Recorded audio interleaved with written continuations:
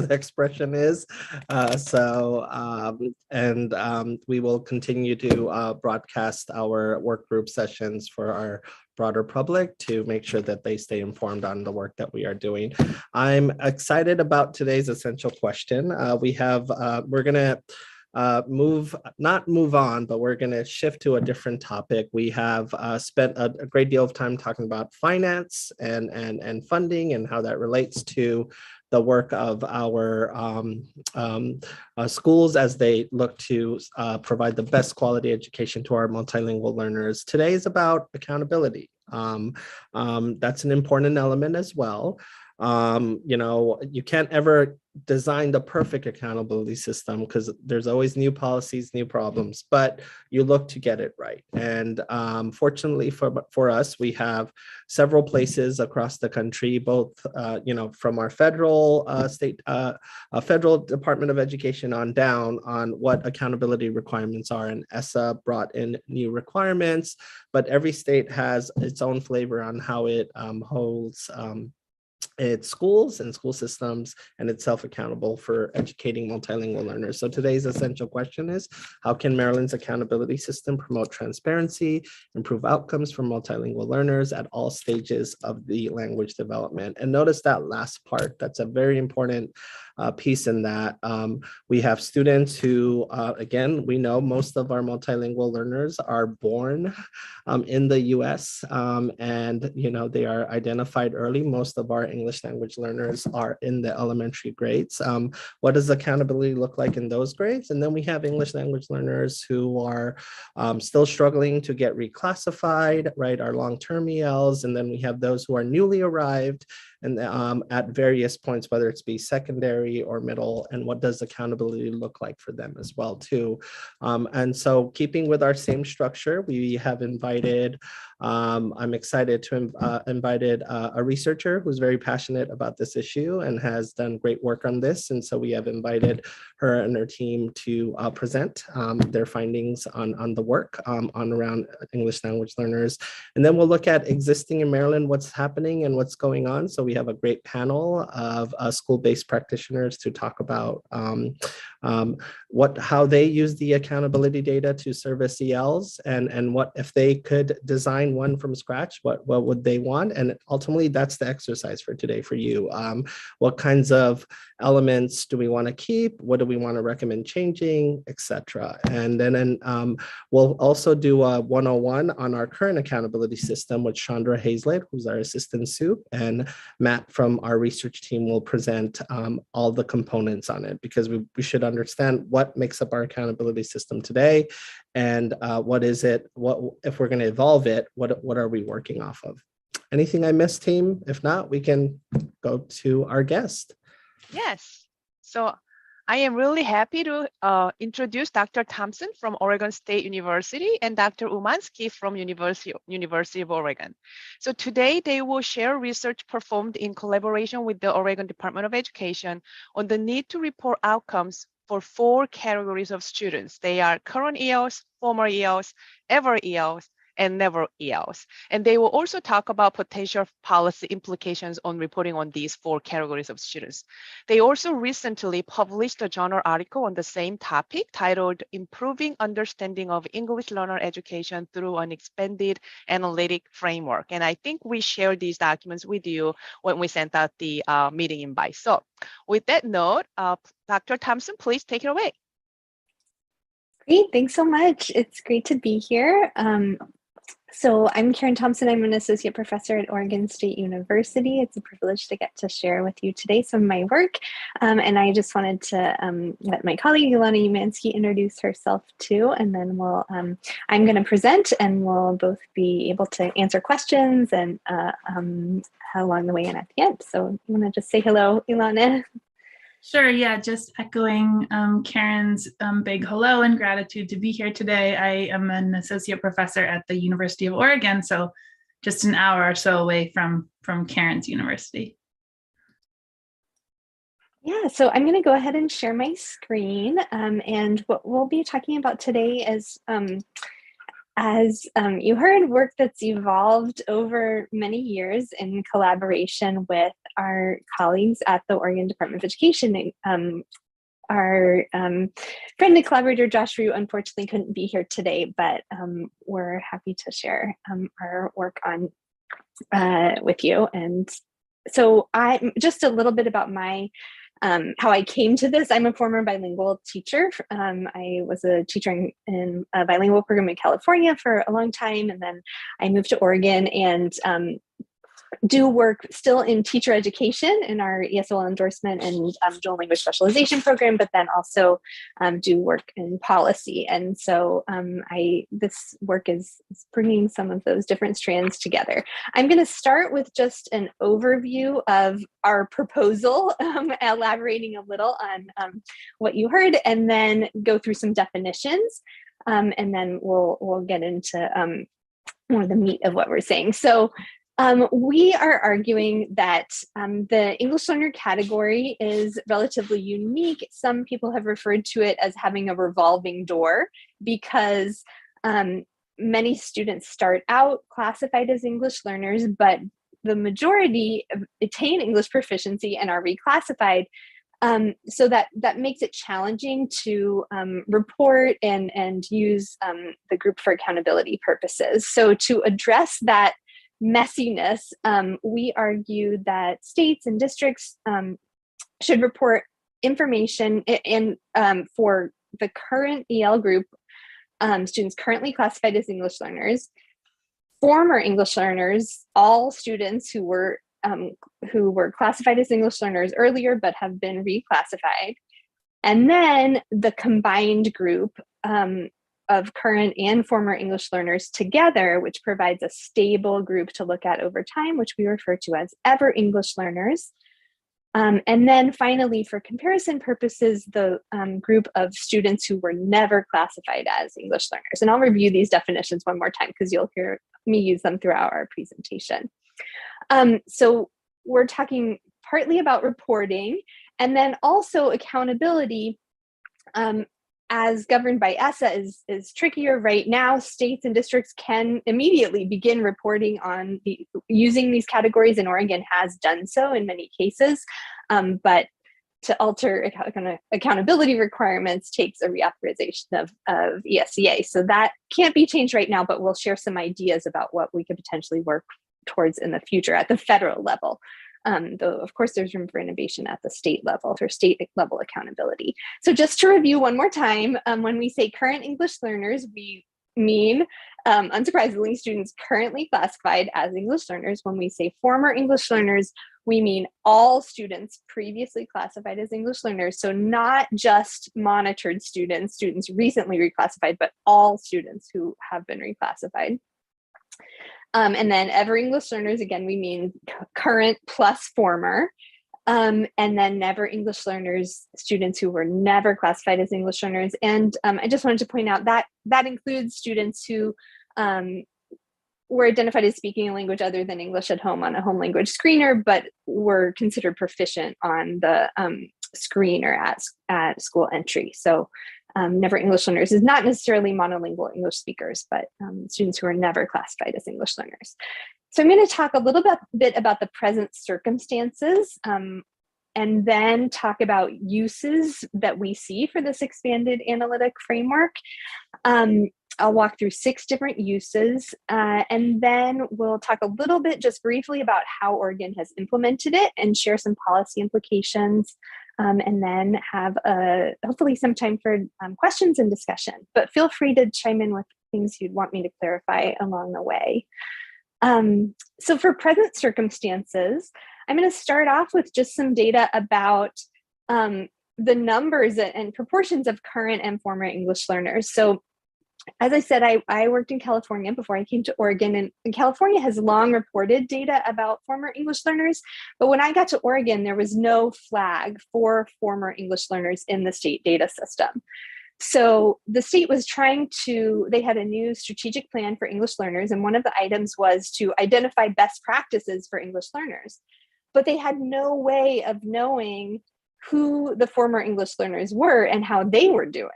So it's very difficult to understand when, as you see at the primary grades, dark blue represents the proportion of students at each grade level. There's just 1 year, a snapshot of data, who are current English learners, and light blue represents the proportion who are former English learners.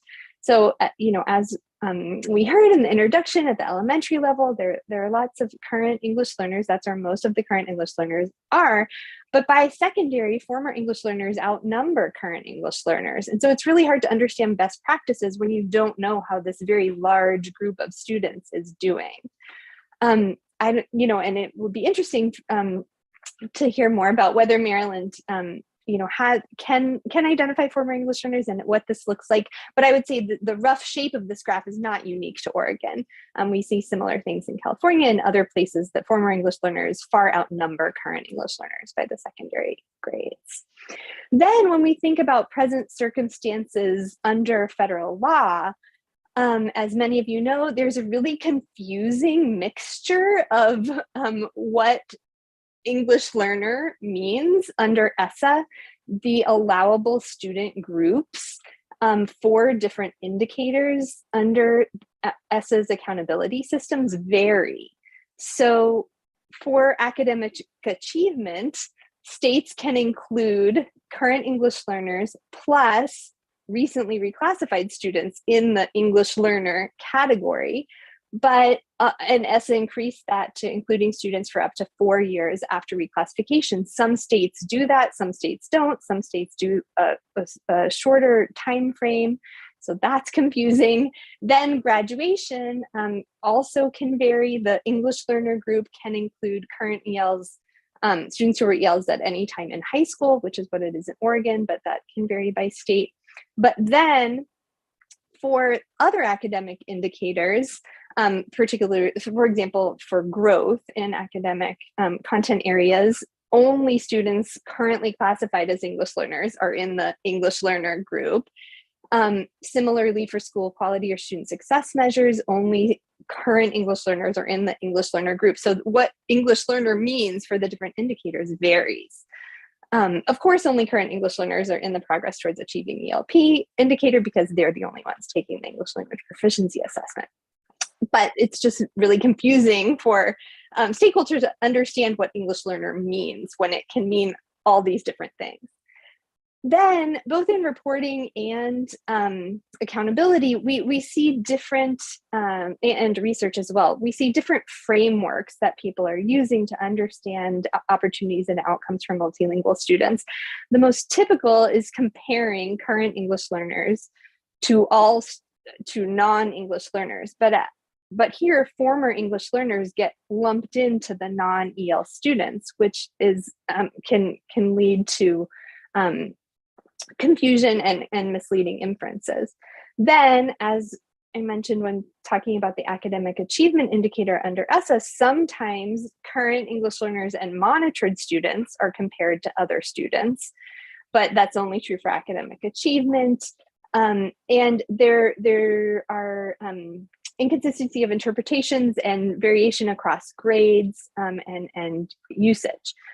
Then more recently, we have seen comparison of the full ever English learner group, current plus former English learners, compared to the never English learner students. But importantly, that may mask the performance of current English learners. We saw there a smaller proportion of the population at the higher grades, and so it can mask what's happening for them. So again, we're arguing that we need information. We should shift our framework and instead report outcomes for current English learners, former English learners, this combined group of current and former English learners, and never English learners. And hopefully, we think that could lead to less confusion and more consistency and more insights. And I'm going to walk through 6 uses we have put this expanded analytic framework to give you an example of some of the insights it can generate. So first, looking at how outcomes change across grade levels. The first 4 are about reporting, though that you can see some application to accountability, and then the last 2 are more heavily focused on accountability. So for understanding how outcomes change across grade levels, just to orient you a little, this is showing the distribution of English language arts standardized test scores at 4 different grade levels for one school year. And it's showing those scores for 3 groups of students. So the light gray are scores for never English learners. The dark blue are scores for current English learners, and light blue are scores for former English learners. This vertical line is the mark for meeting state standards. So you can see, first, the height of the bars means the number of students. So you see initially current English learners, as we saw before, far outnumber former English learners, but that shifts over time. So by 11th grade, there are many fewer current English learners than former English learners. And you also see that by 11th grade, the distribution of English language arts scores for the former English learners closely or much more closely resembles the distribution of scores for the never English learners, whereas the distribution of scores for current English learners is substantially lower. If we only had this current English learner group, you couldn't see this shift. Then if instead this is the same information, but for one different group, we're again showing English language arts scale scores at 3rd, 5th, 8th, and 11th grades for never English learners. But here we're showing the scores for ever English learners as well. So here's a stable group of students over time, all current and former English learners. And we see that initially their scores are below those of their never English peers. But we see that shift to the right over time. Their mean scores are increasing. And so by 11th grade, you see that this achievement gap, there's been closing of that achievement gap. It hasn't closed completely. Their distributions of scores are not identical, but they are much closer than they were in 3rd grade. And again, this is missed if you only look at the current English learner group over time. So that's one use you can see for helping understand shifts in performance across grade levels. A second use that we think is important for this expanded analytic framework is understanding system performance, giving us good information about how schools are serving multilingual students. As I mentioned, it's hard to identify best practices if you basically have a blindfold partially on and are only looking at the current English learner group.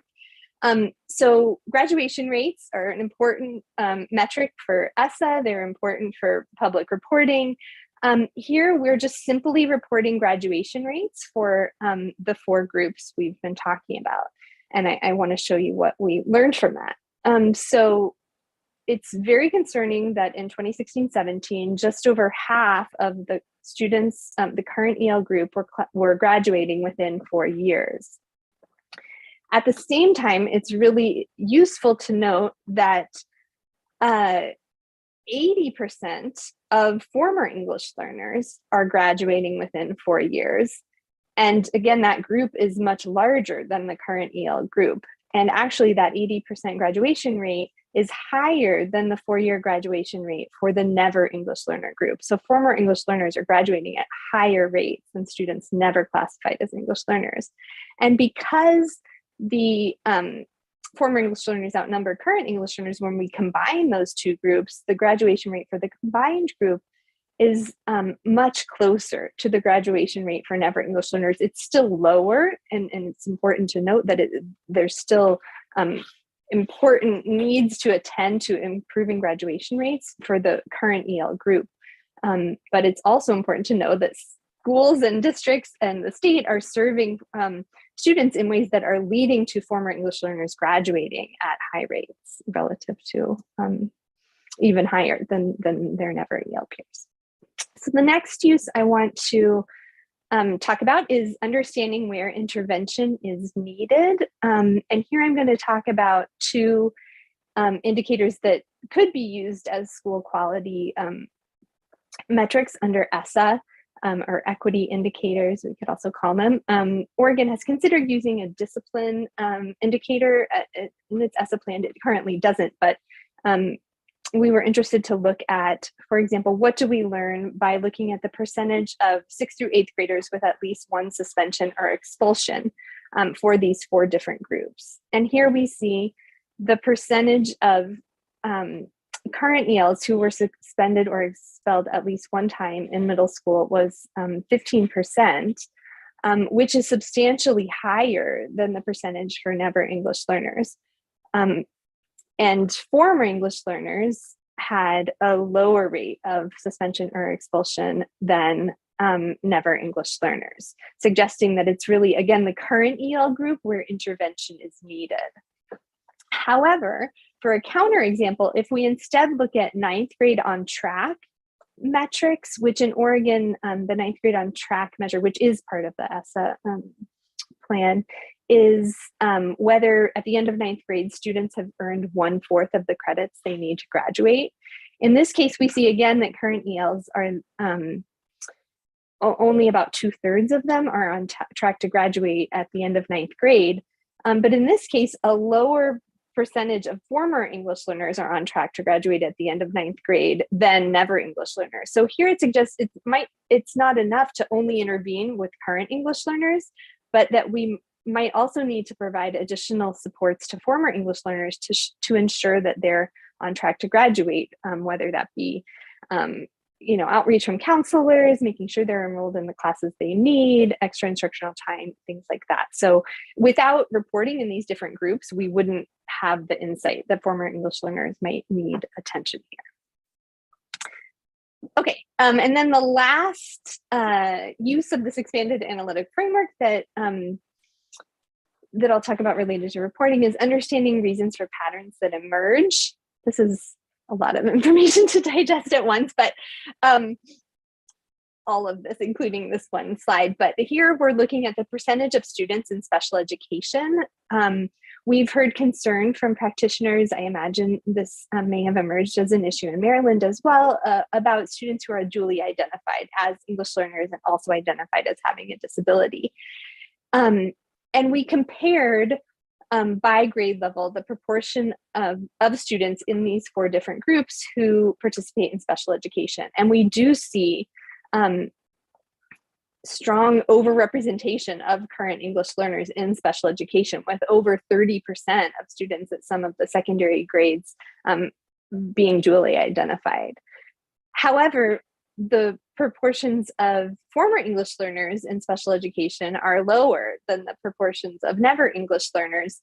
And with some additional analysis, this led us to conclude that it's really reclassification that is causing a bottleneck for dually identified students. And that's where more attention is needed rather than over-identification of students, though that may be an issue in some contexts and in some disability categories, but this helped us understand that.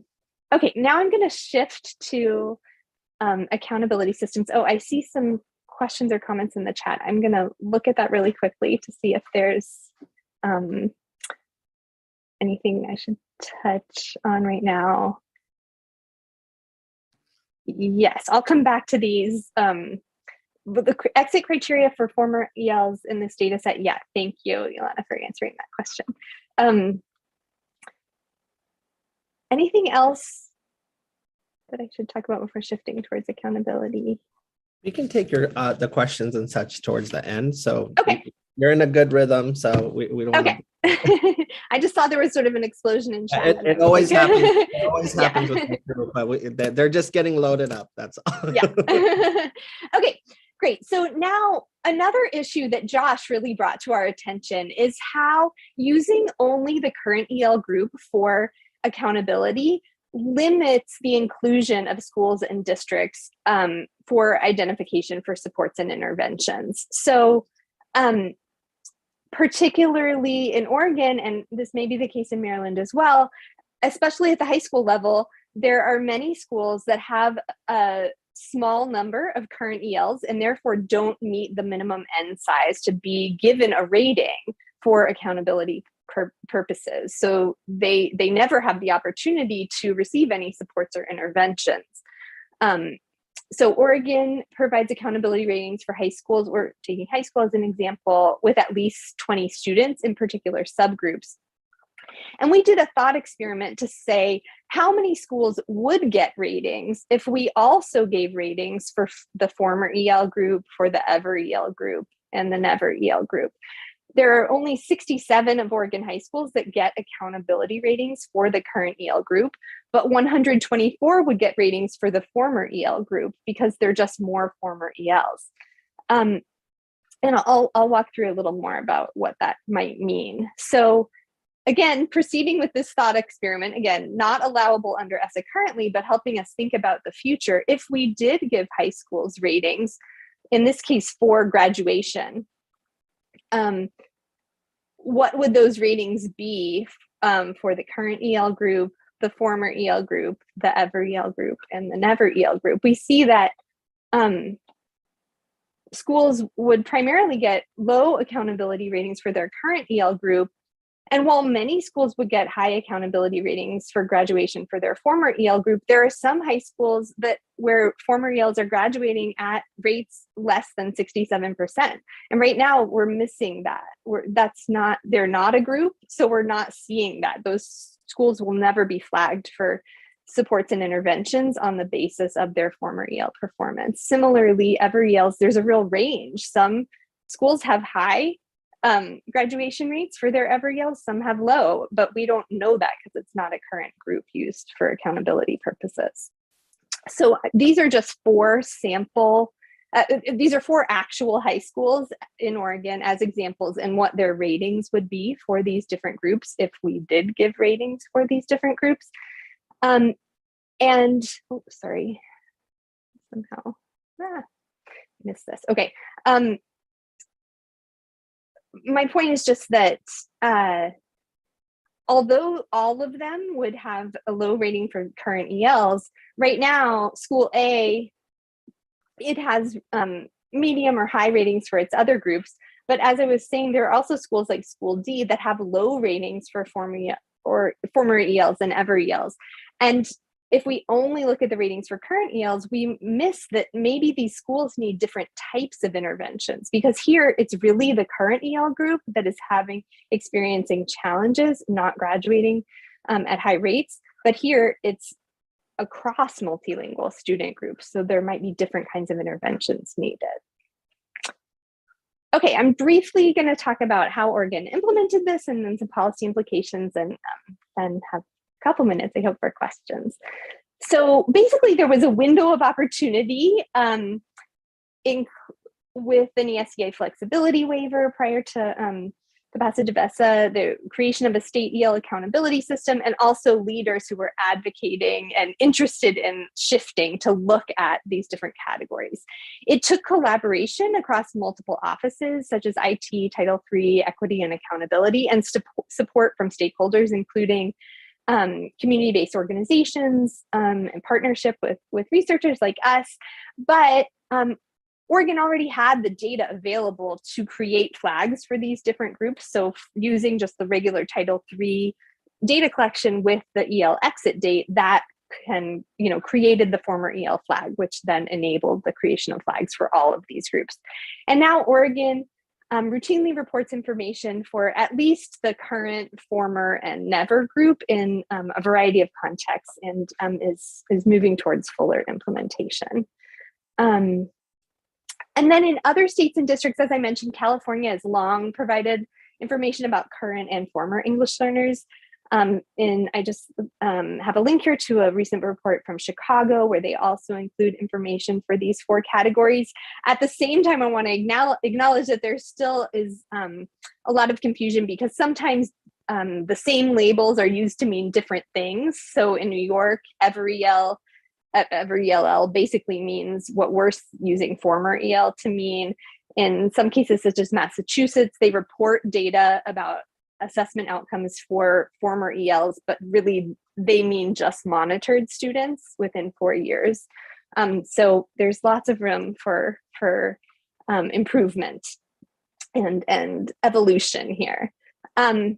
But again, just to recap, we think that, there's nothing prohibiting states and districts right now from reporting outcomes for these 4 groups. And we're excited to collaborate with people to imagine what a reauthorization of ESSA could look like that required reporting for these 4 categories.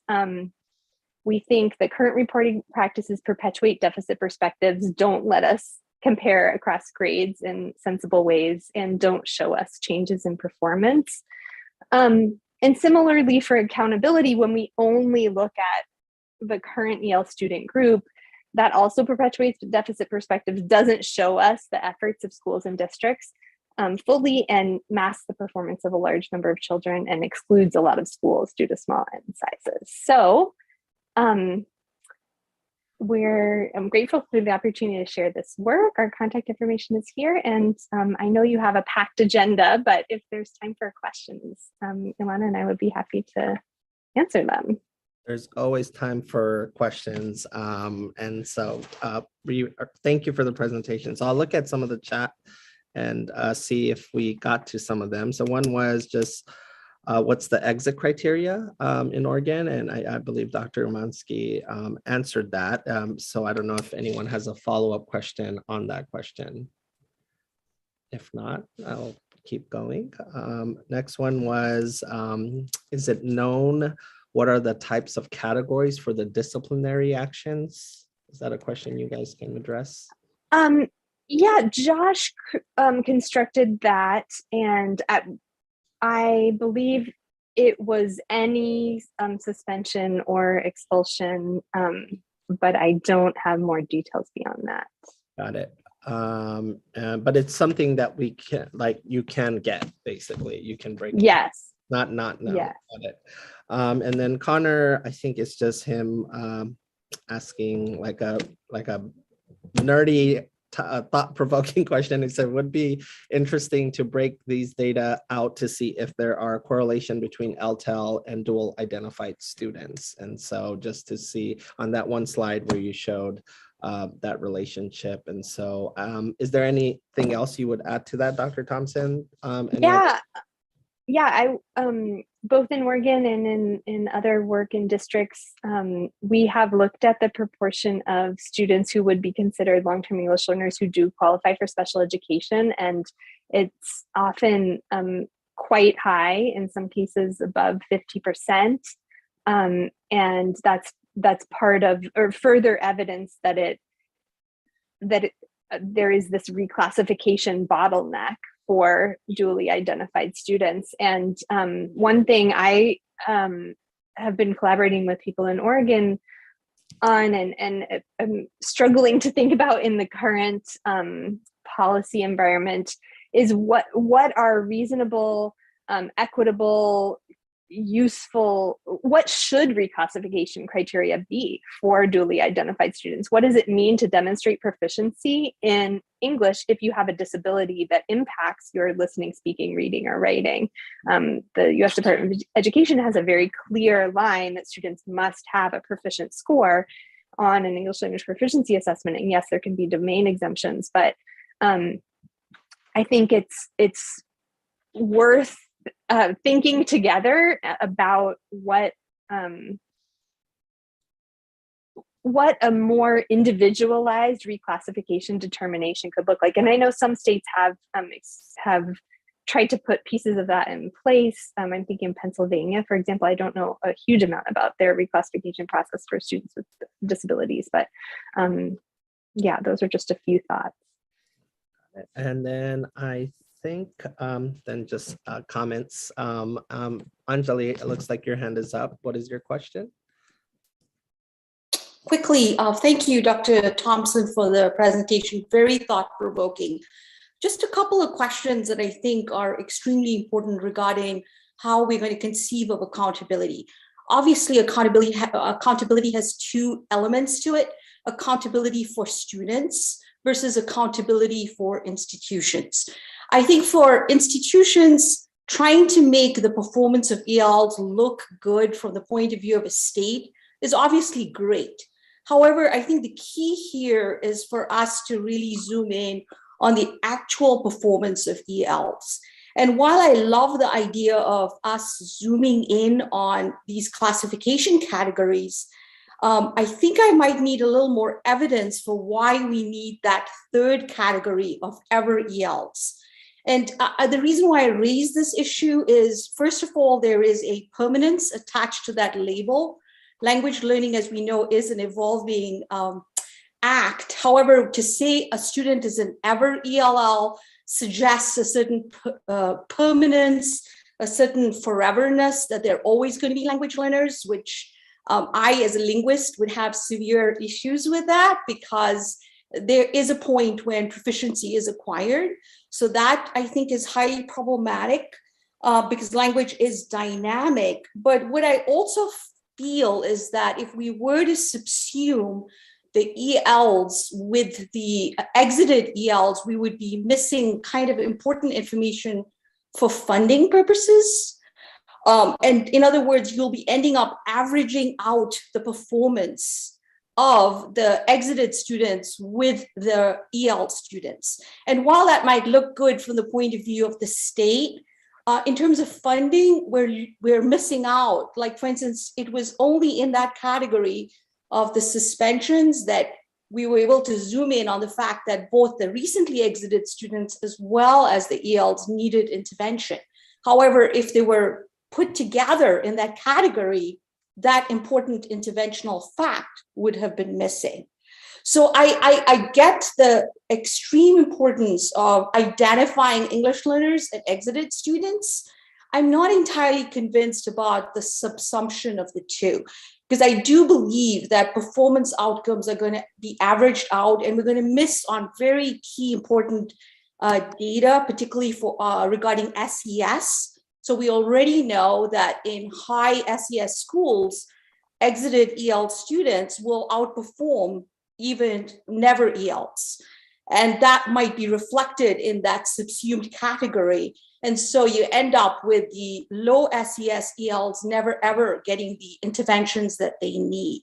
So I guess the larger issue here is, how do we define accountability? Is it for the point of view for the state to look good? Or is it for the point of view for us to identify, as you have said, interventions that are going to make a difference in the trajectories, the schooling trajectories of these students? And these are just policy manifestations that I think I really love the idea of us zooming in on the exited students, but I guess I'll sort of stop there. But thank you. Dr. Thompson, anything you would want to add and share related to this, maybe clarifications or, I don't think that, as the state superintendent of schools looking to revamp our accountability system, trust me, my staff can tell you, I'm not interested in looking good. I'm interested in telling the truth and what that is. In fact, Maryland has not been good about that. And so one thing I am grateful for No Child Left Behind is that it put data to the achievement gap, right? And so there's other problems with it, but it did do that. And so, but at the end of the day, I don't think that tension has to exist, although Dr. Thompson, I'll let you share more on that, between how the state looks and what's the right intervention for students and being able to make sure the data matters. But really good tension points to bring up by Anjali. So what would you share, Dr. Thompson? Yeah, thanks for that. Those are all great, important points. I just wanted to share a few pieces of clarification in case it might be helpful. One is, I also am not concerned at all with making states look good or schools or anything like that. We're arguing that all four of these pieces of information should be reported because they each add important pieces to the conversation. Part of the reason why we include, and I think it is the maybe clearest why current ELs and former ELs should both be separate data points in reporting.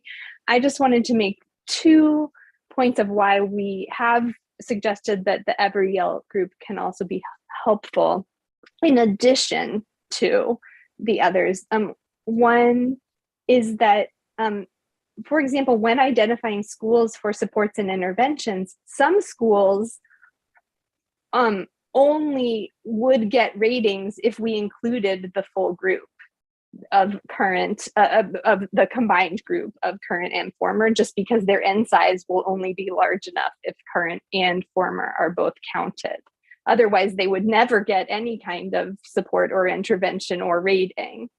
That's one point. And then the other is just that, sorry for if I'm making you dizzy with these slides, but the every EL group is the only group that's stable over time. So it's really the easiest place to see how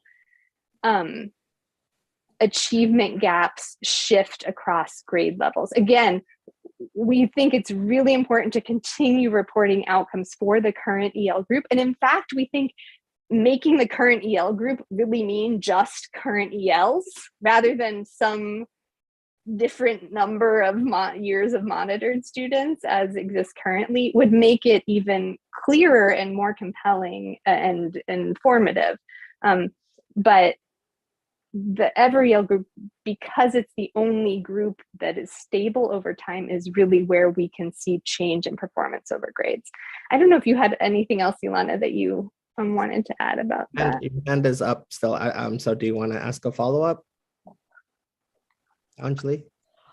Oh no, I just I completely get what you're doing with the other two categories. It's the third one, the ever ELs, that I think is going to be, as you mentioned, it definitely shows a stable movement. But for instance, in Maryland, if we were to do that, we would miss really key data that we currently have, where we were able to demonstrate that yes, while the EL students were doing terribly, they ended up outperforming when we just looked at the exited EL students. That was great data to demonstrate why monies have outcomes for EL students. So it makes a really good case for why focusing monies on EL students has long-term, taxpayer outcomes.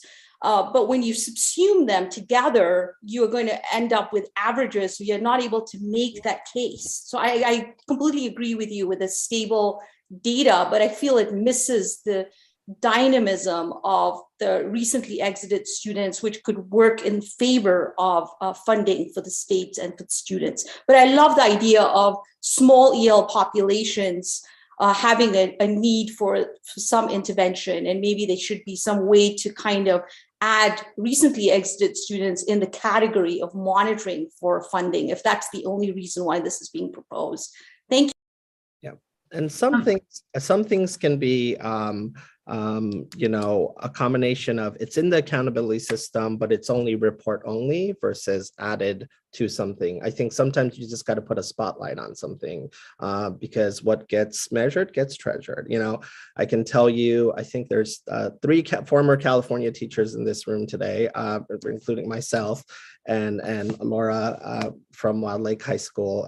And I worked in Los Angeles. I know Laura did as well. Oh, there you go. And Olivia too. There you go. For Californian teachers, not because I'm biased for California, although maybe on some days. But we have a lot of ELs there. I worked in Los Angeles. I worked in the same Peter pattern as Laura worked in, and Los Angeles Unified got in trouble from the feds because of its long-term ELs, because it was just an abject failure to the system. And I was a secondary teacher in one of the most highly concentrated, diverse Latino population in the country, Pico Union, Los Angeles. And, I would get students who have born and raised in Los Angeles who are still ELs.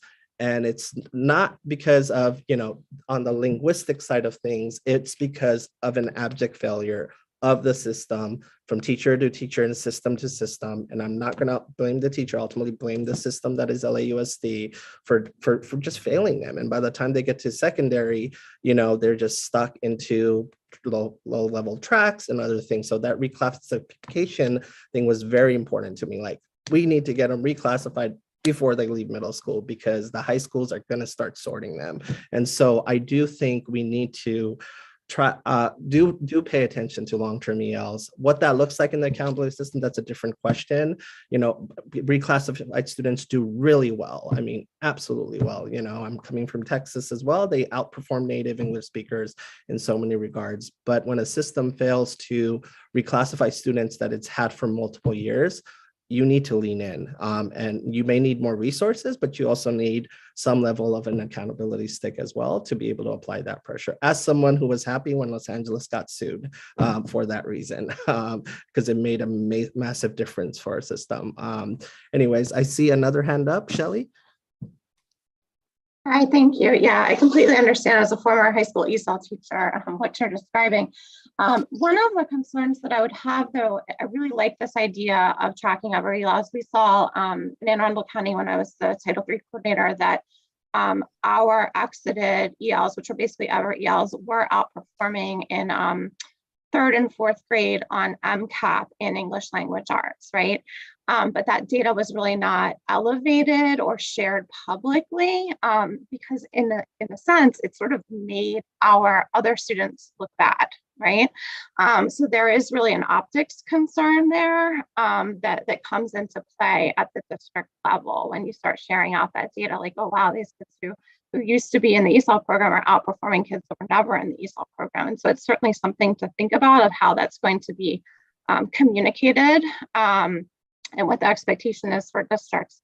But I also think that we need to be realistic about looking at this data in terms of what sorts of biases are laying in the group of students that have reached the exit criteria on these very rigorous exit assessments that are in place. So we have, you know, the access, which is a single point exit criteria in Maryland, but that's not the recommendation of the test publisher, right?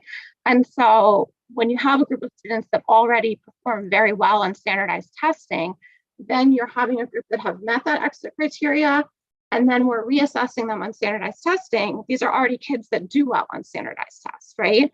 And so that can be for linguistic reasons, but there's a whole lot of other reasons why kids do well or do poorly on standardized assessments. And so I think it's just, we need to remember that there are kids that have a linguistic prowess and a performance ability that isn't reflected in that access assessment that kind of go into that group or don't go into that group of ever ELs. That's the point by Dr. Thompson about individualizing that reclassification, but just what that looks like. I think, you know, what I'm not okay with is 24 definitions of how kids exit, you know, that because that leads, that's like the pre-NCLB days. You know, people often say, well, standardized testing. Well, you know, on the state level, we got to have some kind of unified measure with customization, but 24 definitions is essentially going back to like the dark days of pre-NCLB where everyone looks good all of a sudden, you know? And so it's just how do you resolve that tension is a great point to make. Libby, I see your hand up as someone who worked in the U.S. Department of Education. Yeah. I sure did, and I relate to everything you just stated. I'll try and be quick because, first of all, let me thank you, Dr. Thompson, and your colleagues for really tackling a very, very fundamental issue for all of our students, and particularly for ELs, and identifying all the complexity and the confusion. And I do support the advocacy you're promoting for the 4 different categories, although I appreciate Angelique's cautions. And certainly as when I read your analytical framework, I put myself in the ever ELs because that's where I thought I fit. And yes, it could be permanent, Angelique, but I also take seriously that we do a lot of damage to all of our children with our labels that continue to create and degenerate over time. But so putting that aside as a caution, I'm looking at the guiding question that the superintendent gave us today. And what I underlined when you first gave it to us, Mohammed, is transparency. I think that is absolutely essential, and we don't have enough of that at the state or federal level, or perhaps at the local level. So in general, I just want to say that this is a very promising potential tool for moving forward across all states if we get to that point. And I like you're thinking about how we may be able to force it from state to state to the feds and maybe the other way around too. And I see the implications for really powerful applications, both at the state and the federal level. What I'm curious, given the work in Oregon, what has been the reaction from the local practitioners, both from the schools and the school districts? Have you observed any alteration of practices? And just curious as to what, kind of feedback you're getting so far. Thanks. I'm wondering if we can call on Ilana, who I think wanted to say something maybe in response to the last question, and then I can, and then we can respond to that. Is that fine? Yeah, thanks. Because I do think Karen is better positioned to answer that really important question that you just posed. But I want to try to back up for a minute and make the case again for the EL as one category that we use, one of additional categories where we're also reporting current and we're also reporting former. So I think we're all on the same page that we know that it's important to report on current ELs. I think there's growing consensus that it's really important to understand how former ELs, but I actually want to use Shelley's example to try to make a case for why we would also want the ever EL category. So in Shelley's example, let's say a school has 100 ELs come in kindergarten.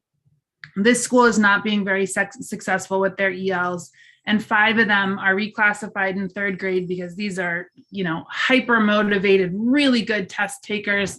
They reclassify in 3rd grade, and we're reporting then only on current and former.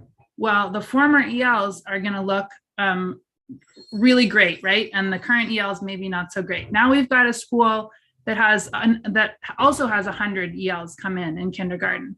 By 3rd grade, they've reclassified 50 of them. By 4th grade, they've reclassified 70 of them. And so when we look at those, and they are doing great. Let's say they're doing great because this school is on top of it. They are making sure that these kids are getting access to content, are acquiring, are developing English. And so if we were only to show current ELs and former ELs, those 2 schools would look exactly the same. They would look exactly the same because we would just be showing the performance of those 2 groups. Whereas if we are also, not instead of, but also showing the ever EL group, then those 2 schools all of a sudden look really different. And you can see that the one school that's reclassified 60, 70 of their kids by 4th grade is way outperforming the group that has only reclassified 5 because those kids were going to reclassify no matter what school you put them in. So just wanted to give that as an example. One other thing I wanted to say, Anjali, about your important point about labeling, because this I think is something that I care a huge amount about, is that we're not talking about labeling kids as ever ELs. There would be no label on them. This would be purely administrative at the state or district level, where there was a flag where you could identify schools who had students who had reclassified, so that you could create these graphs, create these tables that included those students, but you would not be labeling a student with an ever EL category.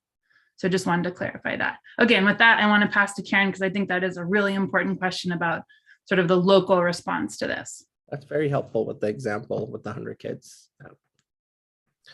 Yeah, thank you, Ilana. Embrace this or not? Yes, I would say that local stakeholders have had very positive feedback to this because they feel like it reflects their reality more.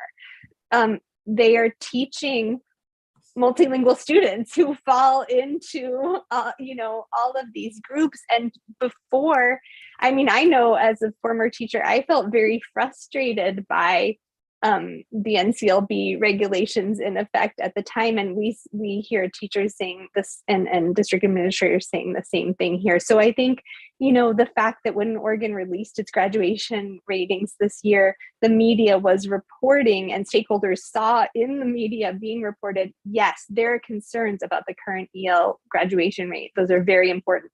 And at the same time, former English learners are graduating at this rate. That helps reflect the reality that the stakeholders are seeing of there are some students who we really need to improve their outcomes by changing our systems and supports.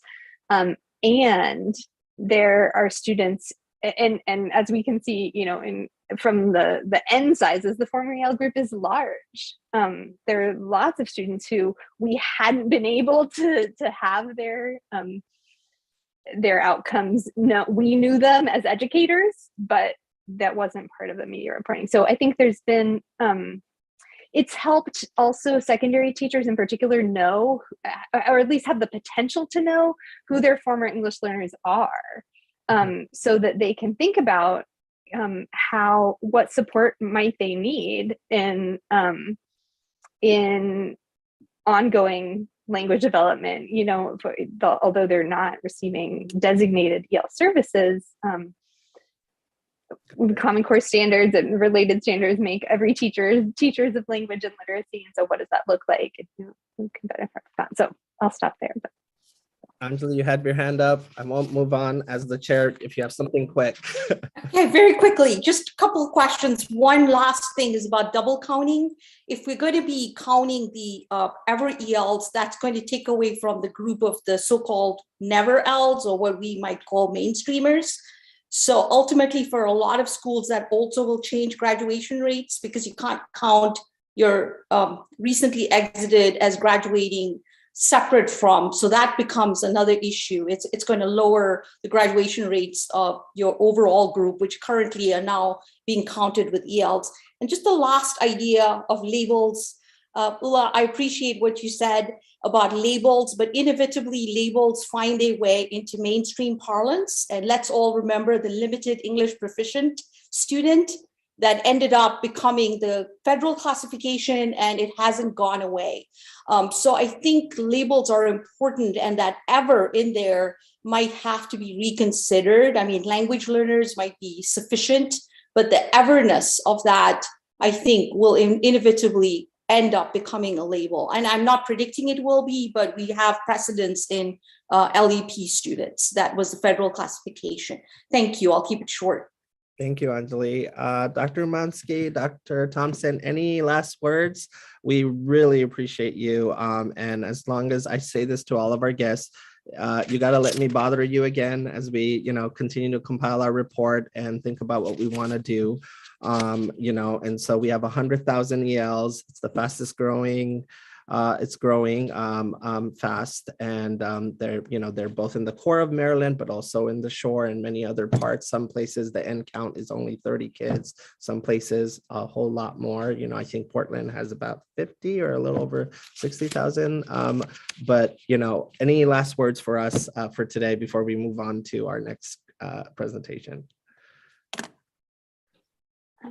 I would just say thanks so much for inviting us. It's really fun and useful and interesting to engage in dialogue with you about these issues. I'm happy to be involved in any future way that might be helpful.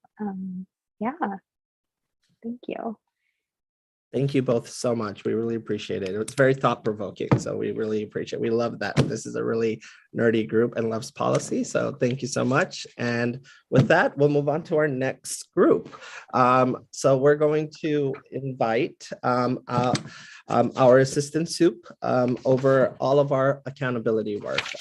Chandra Hazlett and our research team is also here today. And we're gonna basically look at what our accountability system looks like today, and what are the requirements, what's all the different elements of it, all the weights as it relates to multilingual learners. So that's what we're going to look at today. And before we move on to our community panel. So with that, is Chandra here? There she is. I am here. And I'm assuming folks can hear me. Yes, we can. So Jason, if you want to go ahead and pull up my slide. Excellent. So this is, I'm going to start off with our framework of indicators. We have a separate framework of indicators by each elementary, middle, and high schools. They're pretty similar for elementary and middle schools. Basically what it is when you look across this, this view right here on this page is that across the top, you see 65% and 35%. We have a system in which we work on 100 points. We have a variety of measures below that, and I'll step through each of those as we go through the next few slides. 65% of the measures are considered academic measures. They rely on test scores. 35% are non-academic, otherwise known as the school quality student success measures. So that's that bar across the top. In our elementary and middle schools, we have 4 indicators, and from left to right: academic achievement, academic progress, English language proficiency, school quality student success. Each of those indicators have measures below those that some of them are composites, some of them are standalone, and I'm going to actually walk through each of those. The next slide, if you go to the next slide, is our high school. It's very similar in that we have the indicators. We have a few extra indicators. We have the academic achievement on the left. We have graduation rate instead of academic progress. We still have the English language proficiency. We have an additional readiness for post-secondary success. And then on the far right, just like our elementary and middle schools, we have our school quality student success indicator. So I'm going to step it up a little bit high here and for the next slide, and just reflect on how our schools right now currently in Maryland measure. We have the star rating system where it goes from 1 star to 5 stars. 5-star schools are the highest rated schools. There's also some additional information that Maryland reports on for each of our schools. One is a percentile rank. So we actually have ranked all of our schools based on elementary, middle, and high. So if I am in elementary schools, I can see how I compare to other elementary schools in the state. That's the percentile rank. And so we actually rank those by the grade spans. That star rating and those total earned points percent are pretty closely related in that every school will have the points that they can earn. So they have the points that they've earned divided by the total possible points, and that actually directly relates to which star they earn. The goal when we were laying this out several years ago was to actually try and create a system in which most folks could do the math themselves. There's a lot in an accountability system, and I think, as Mr. Chaudhary said earlier, this is accountability 101. Happy to come back for deeper dives because some of it does get a little complicated. Oops, the light just went off in my room. But we did try and keep it fairly simple. And I do want to say before we go and drill down into the next few slides is that in Maryland, all of our schools are measured on the performance of all students in the school. They're not necessarily reflective, the star rating is not reflective of the performance of any particular student group in the school. It really does look at the performance for all students on each of the different measures and indicators within the school. So next slide. And so I'm going to go through the accountability system based on looking specifically at how folks might have seen this, and that's on our MD report card. And I have the link here for folks that if they want to go to it and take a look at it, or if they are well versed in it, it might look familiar. This is where you would land in regards to the MD report card. You can go to your next slide. Every school gets an actual Maryland report card that can be printed out. Which shows all the different indicators and how that school performed on each of those indicators in regards to what their results were, how many points they earned, how many points were possible, a variety of other information, and then there's actually at the very end, there's some additional disaggregations of data so you can see how that school did on each of the different student groups. And then obviously at the very end, there's an explanation of all the different measures and indicators to help somebody when they view the printed out version of this. Next slide. So just drilling into the first thing somebody would see in regards to how a school performed. Some of this should look familiar in regards to the framework I laid out already, and that you have the stars on the top right. Right below that, you see the percentile rank. So this is an elementary school. So you see that this Greensboro performed, they were the 67 percentile rank, a fairly high elementary school. On the left side over here, you see the list of indicators: academic achievement indicator, academic progress, progress in achieving English language proficiency, and then the SQSS is the acronym for school quality and student success. If you move over to the right, you see how many the possible points that the school could have earned, and then that grayed out area is how many points that school actually earned on each of those indicators. and which are then totaled up at the very bottom to get 68.4 out of 100 total points. There's a couple of other additional information that we do present for each school. There are targets laid out for academic achievement and progress in achieving English language proficiency for high schools, which is on the next slide. There's also additional target for graduation rate. In regards to how quickly or if the school is meeting their targets for each year, that shows the progression of students towards meeting those proficiency rates for English language arts and mathematics assessments, as well as the access test for ELP indicator. On the far right, you can see that we also show if a school has made improvement from one year to the next. So that's just an additional information on a school that's available. And so next slide.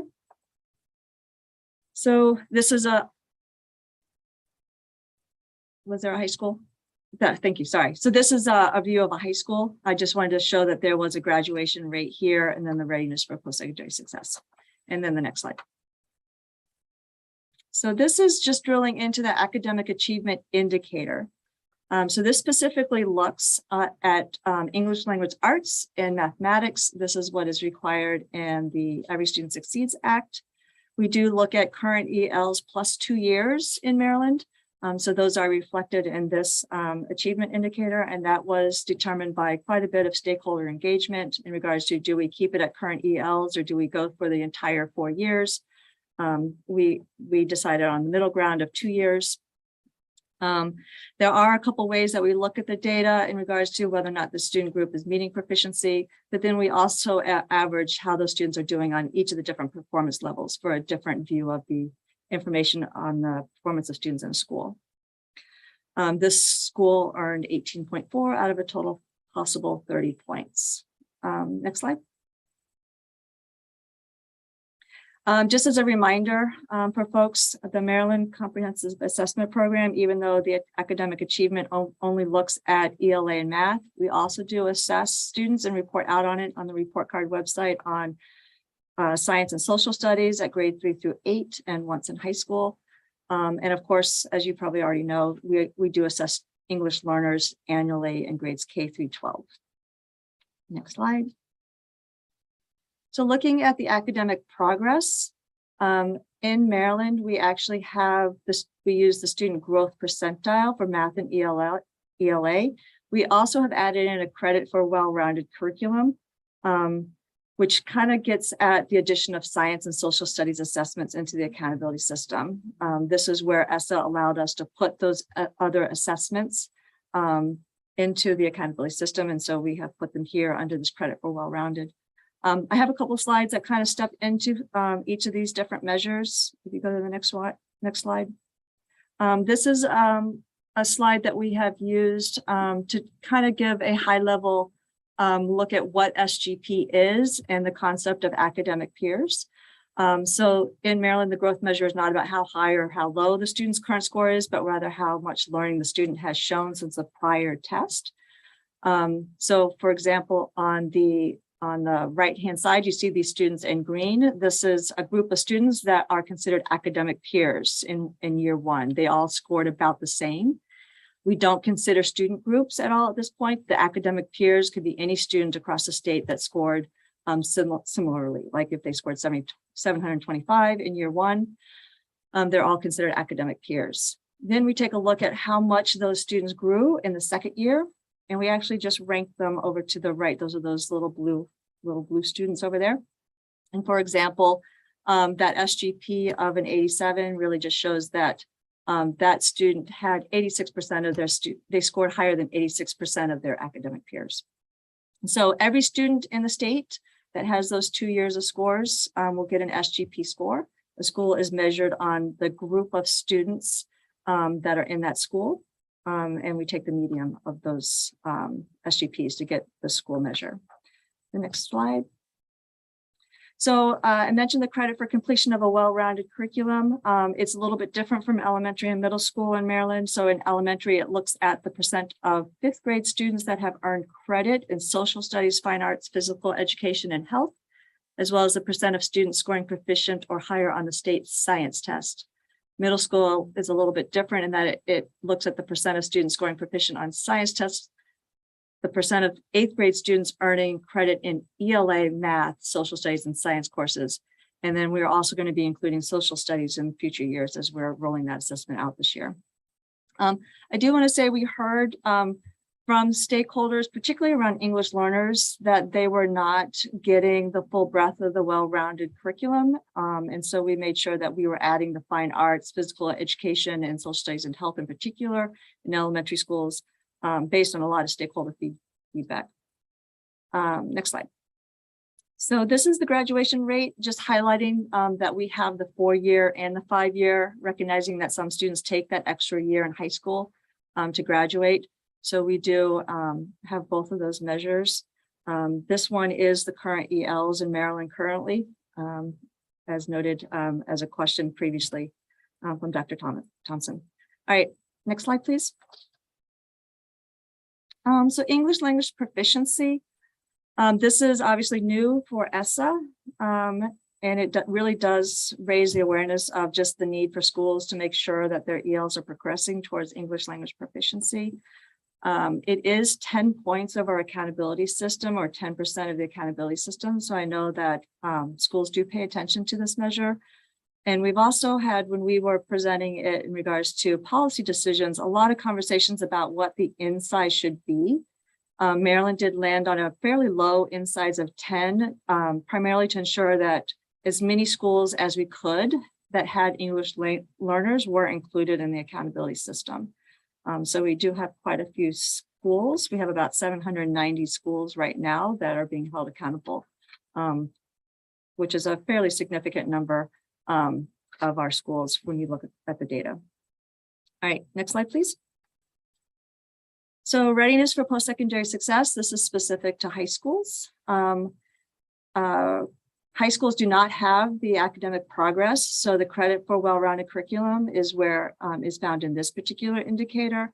And this is actually looking at a more rigorous look in regards to the percent of students scoring a 3 or higher on AP, for example, or a score of 21 on ACT, SAT is 530. A few other items like dual enrollment are included in that as well. So it's really looking at the opportunity for students to participate in those more rigorous, well-rounded curriculum options. There's also a measure on track in 9th grade, and this is looking specifically at whether or not students are earning 4 credits in the core courses of math, ELA, science, social studies, and world languages. Next slide. And so getting to the school quality and student success, this is very similar for all of our grade spans, elementary, middle, and high. We do have a measure for students not chronically absent. It's basically the flip of the percentage of students that are chronically absent. We have a climate survey, which we call a school survey in Maryland. We have disaggregated it here for transparency in regards to what do our students say about our school, as well as what our educators say about our schools. And then again, we have the access to well-rounded curriculum here, which is a little bit different in that it's looking at access to courses and not necessarily how they are performing on the courses. So this looks, that access to well-rounded looks at whether or not students are enrolled in dual enrollment or are enrolled in those AP courses, whether or not they score a certain score on the test. So I have a couple slides that take a little deeper dive into those SQSS measures. This is the chronic absenteeism, which just provides the definitions. We use the federal definition here, which is looks at 10% of school days, and a couple of examples over to the right. So there are 180 school days in a school year. The student would be considered chronically absent if they were absent for 18 or more of those days. And the next slide takes a look at the school survey. So we did quite a bit of stakeholder engagement around what should be included in this climate survey. We actually call it more school survey because when you say climate survey, people start thinking temperature. So we call it Maryland School Survey in Maryland. But we have 4 domains is what we landed on in regards to safety, environment, engagement, and relationships. And each of those bullets underneath that are topics that we actually report out to each school and district in regards to what do their students and what do their teachers say about the safety of the school, as well as each of those topics within the school. And so it really does provide an opportunity to look at what the next steps are to improving the school quality of your school. And then the next one, these are a couple ways when you get towards the end of the report card that's available for each of our schools. This actually provides a breakdown of how the school did on the academic measures versus the non-academic measures, if folks were interested in teasing those apart. And then the next slide shows that all of this information, even though we're not necessarily holding our schools accountable for the performance of specific student groups on the end result in regards to the star that might have been earned by the school, all this information is available by student group. And I just highlighted the English learner down there. And I also do want to highlight that on the MD report card website, you can actually print out the entire report card, the 5 pages, by every single student group. So you can get what the star rating would be for the English learner for that school and how they performed on every single one of the measures. So that is available as a reporting mechanism, even though it's not currently part of the determination of the star rating. So we have the breakdown disaggregation by achievement and their targets, whether or not they met their targets. And the next slide is the graduation rates for the high schools. And then the next slide is a snapshot of the last page in regards to what explanations are provided. And I wanted to also highlight that all of these report cards are translated. In the bottom left, we have translations for a variety of languages. So those are also available for parents and public that would want to see it in other languages. A couple of additional resources on the next slide, just to say for folks that really want to drill down and actually calculate the information themselves for the school. We have some one-pagers by grade span. This is a view of an elementary school. We actually can drill down and see how that information is calculated for that school, so that you can actually do it yourself, whether or not you're a parent, educator, or someone in the district. And there's a more robust user guide to just understanding the entire report card as it is today.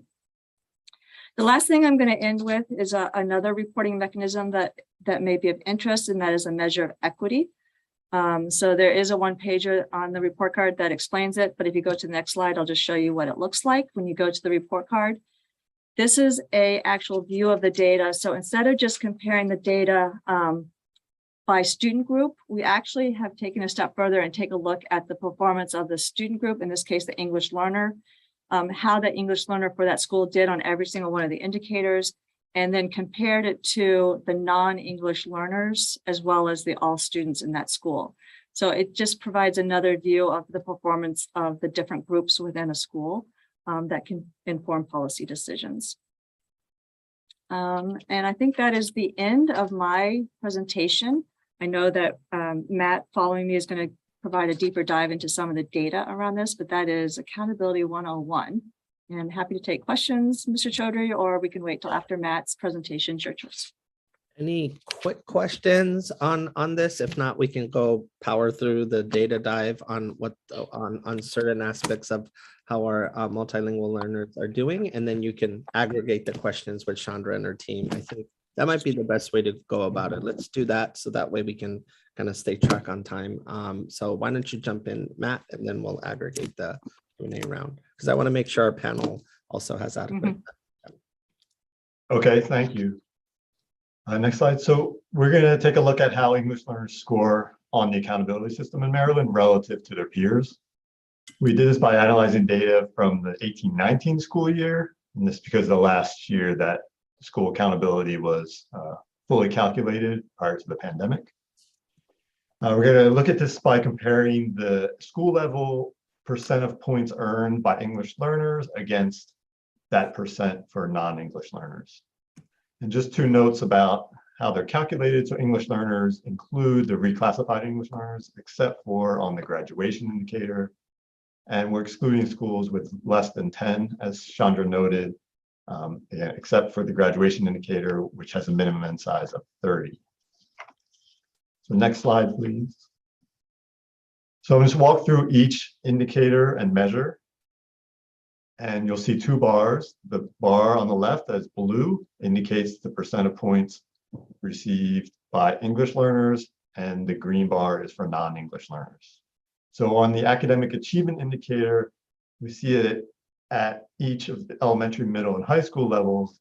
The English learner group receives lower amount of points. This is because they score lower on the state standardized tests. And I'll just note that the gap is larger at middle and high school compared to elementary. The next slide will show within that indicator, there are two measures. So one is the average performance level, the other is percent proficient on the right. We see these gaps across levels and across both measures. However, I would point out that again, the gaps are larger at middle and high school than at elementary. And they're also larger for percent proficient compared to the performance level measure. Next slide, we'll move to the academic progress indicator. Notice that there's some equality here. We don't see gaps between English learners and non-English learners, both elementary and middle school levels. Next slide will break up this indicator. It's composed of three different measures. So first, with the student growth percentile, we see that English learners are actually a little bit above the non-English learners. And as Chandra explained, this is because the growth percentile measure actually takes into account a baseline score. So it's not just absolute achievement score. The well-rounded curriculum measure, there are two stories here. So at the elementary level, we see a similar percent of points earned. But at the middle school level, we see a gap. And this indicates that English learners are less likely to earn credit in the core courses at the middle school level. Finally, on the right graph is the science measure. Again, this is a test measure. So we see similar trends that we saw in ELA and math in the previous slides in terms of gaps between English learners and non-English learners. Next slide. Move to the school quality and student success indicator.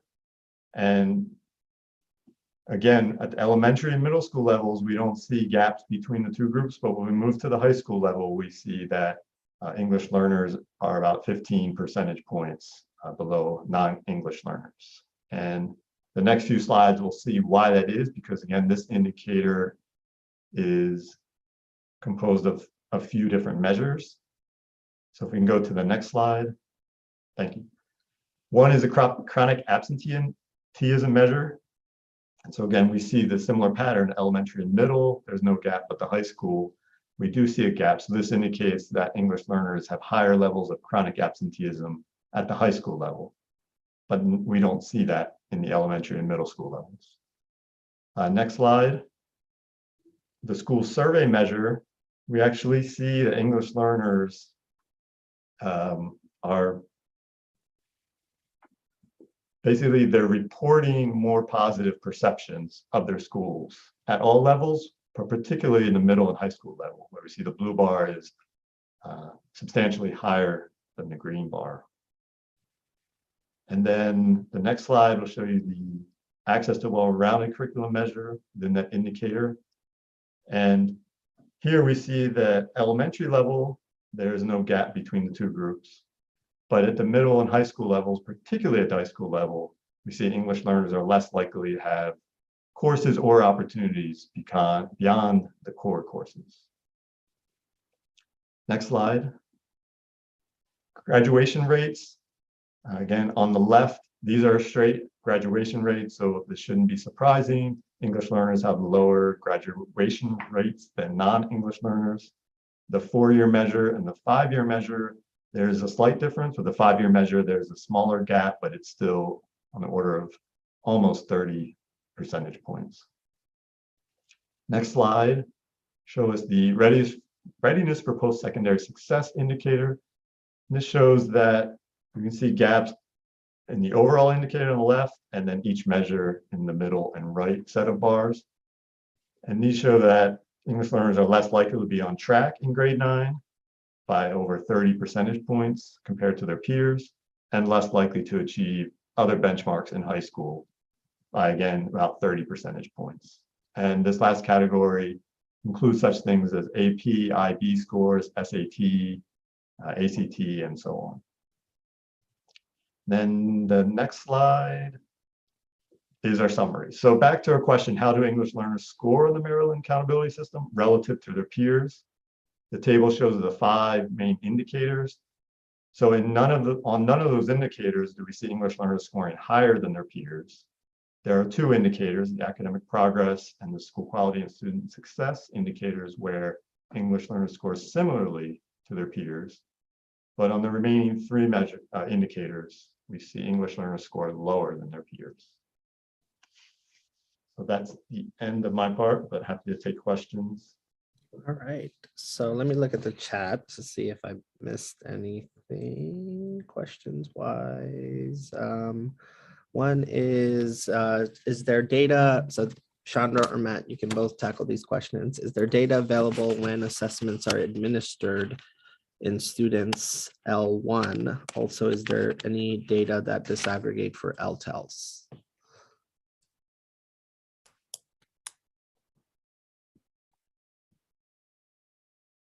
Sorry, I was muted. I was talking to myself. Yep. So we do have data in regards to how many years a student has been in the program, and we do provide that information back to the districts and LEAs. It could be better reported to the public. Got it. Going down, and then we have one from Laura.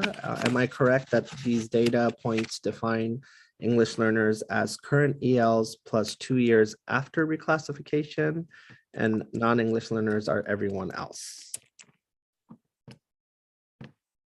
Yes, that's correct, just with the exception of the graduation indicator. Got it. And then Connor, just a comment, think of that. I mean, he's referring to the absenteeism slide. LTEL discussion, it sort of tracks with expectations that EL absenteeism would be more of a problem in older grades. And then Paula has a question, is this EL, REL, or both? Which slide are you referring to, Paula, or which, so they know? Thanks, Mr. Chaudhary. Actually, the question was answered. It was the same one that Laura had. Thanks. Okay, and then Laura, we have rounding out the last comment, and then I'll call on Anjali. I see her hand up. We have wondered at our school about the on track for grade 9 definition. We are unsure if our Esol students receive credit towards on track for passing their ELD class. Chandra, Matt?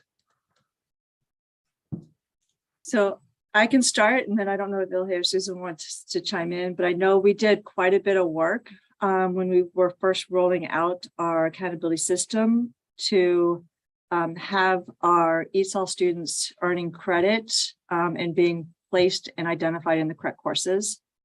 So Ilhe, I don't know if you had any more insights in regards to how the LEAs were working towards that goal. Yes, so Howard County, I think, do credit to give English credits for some of their ELD classes because they are completely aligned with ELA curriculum. So they will have to tease out who is in those courses where they are crediting English credit for those kids who are taking the classes. And taught by certified teachers who are either duly certified or certified in English language arts. And I think some of the classes that I visited in Howard County before COVID, they were being co-taught in some of these English class, ELD classes, but they were learning English 10 curriculum in there. So they were getting credits on that. All right, Laura, do you have any follow-up? All right, yeah, I don't think you understood my question. For us, ELD is the English language development class. It's not their ELA class. Right. So it would be like their foreign language credit. So what we've heard is that students who are taking, let's say, Spanish, French, that if they pass that, that's counting toward their on-track status for 9th grade. But students who are in ELD, which is essentially their foreign language that they're learning, it's not counting for them. But I think it's left up to county to decide how they are doing that. Some in terms of the elective courses. We did some extensive work with this to make sure you can't double dip, but you can either select to have an ESOL class count as a world language credit, which would flag that indicator, or it could count, as Ilhe said, if it's aligned to the standards and taught by a certified English or someone who's duly certified, it counts as the English 9. So we have worked extensively with the school systems in both the English department, World Language department, and Esol department to make sure we've identified the correct, they're called SCED codes, the course codes that are identified at the state level to give credit as much as possible. I wanted to pop on just to add to Susan that we did work with that a couple of years ago with MSDE. So Washington County, for example, the ELD classes do count for world language credits in Washington County. But we mapped all the SCED codes and we report it as such. So yeah, it is definitely a local decision. Yep. Okay, Anjali? Thank you both. That was so impressive. It's so nice to see a state where things are so clearly sort of outlined. And I really like the idea of tracking for academic improvement. I like that category. I had a question regarding in the school climate survey, if there's any tracking of teacher turnover. Because what a lot of us have seen is that, that's often an indicator that needs to be tracked in regarding, administrative effectiveness. I feel like that might be missing, something that we need to sort of be observing in terms of accountability, both for punitive measures, I hate to use that word, as well as interventionist measures. And I think that would be something that I don't know if you could shed some light on. And I'm also heartened to see that equity index also being added, because that I think is extremely important, particularly for the poorer school districts. That is huge in terms of tracking students' performance relative to their peers. Thank you. Chandra, Matt, on the workforce, you guys know how I feel about workforce data. So yeah, so I was wondering if you wanted to chime in on that one. So I can speak to the climate survey, the school survey for the teachers. We are looking at the teacher's perspective of their school for that current year. So we really do, for that particular measure, we're providing a survey opportunity for those teachers that are there that year. But I know teacher turnover and looking at that is something that is on Mr. Chaudhry's radar. Why don't you share per ESSA, we do the minimum reporting on what type of teacher data on our report card. Yeah. Sure. So yes, and we just reported out on the educator qualifications. So we do have separate reporting on the percentage of teachers that are considered new, 1 to 3 years. And we look at teachers that are teaching out of field, for instance, or uncertificated teachers. So we are reporting out publicly in regards to what the quality of teachers are that are teaching students. And then we go further and we actually disaggregate that in regards to high and low poverty schools and what percentage of those inexperienced teachers or teachers teaching out of field are in those high and low poverty, as well as schools that have more or greater or lesser percentages of students of color. So we do have that disaggregated on our report card website as well. And then the headline from there is the headline that's been true for decades that we still all continue to not acknowledge, in my opinion, as someone who's only worked in 90% Title I districts, is you show me the poverty level of that school, I'll tell you how high the tenure of the teachers at that school are. You tell me the demographics of that school, I'll tell you how high the tenure and how many novice teachers they might have and vacancies they may have and turnover rates. So and it tracks it shows it here. You can I was just at Blonde Lake Middle School. He has a lot of vacancies, very different from the middle school down the road in Clarksville and what that looks like. So, and so lots of different dynamics there. But in terms of workforce data, this is a new kind of states are now being put on the spot more on like, what does workforce data look like in terms of turnover, retention, pipelines, our interventions for, for increased pay, keeping people. This is a big topic right now post-COVID. And the headline in that one is states are not haven't been built to adequately cover that. And they're all over the place. And the National Council of Teacher Quality has done really great reports on this. So I have a work group that's internally right now assessing how well do we capture workforce data and things like that. So the question you're asking on turnover, it's not, I can get it by just surveying the LEAs, but it's not automatically in the regular part of the data collection. So yeah. Any other questions or comments? No, okay. I had one real quick. Yep. I don't think you showed a slide on the post-secondary indicators that showed the college enrollment, but that one there's a huge difference for our ELs enrolling in college, and that's the one that usually stands out to me. Yeah. It's about 40 percentage points different. In one of our early year work groups, we did more focus on like outcome data, and we looked at that. And one of the things that we saw on the slide today, even using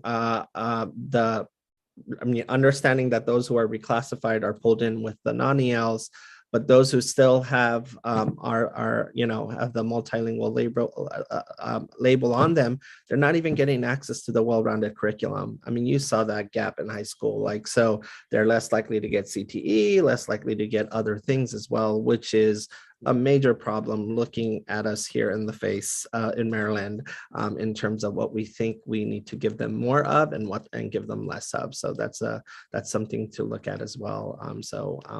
I appreciate your stressing the post-secondary outcomes as well. With that, we're going to shift to you guys now. Thank you, Chandra. Thank you, Matt. And we are going to have the panel introduced by the team. And just for the work group, if the panel goes longer with our questions, we're going to come back to accountability. So our activity today was like most activities we do is like, what would you prioritize? What would you add? What would you change in terms of the accountability system?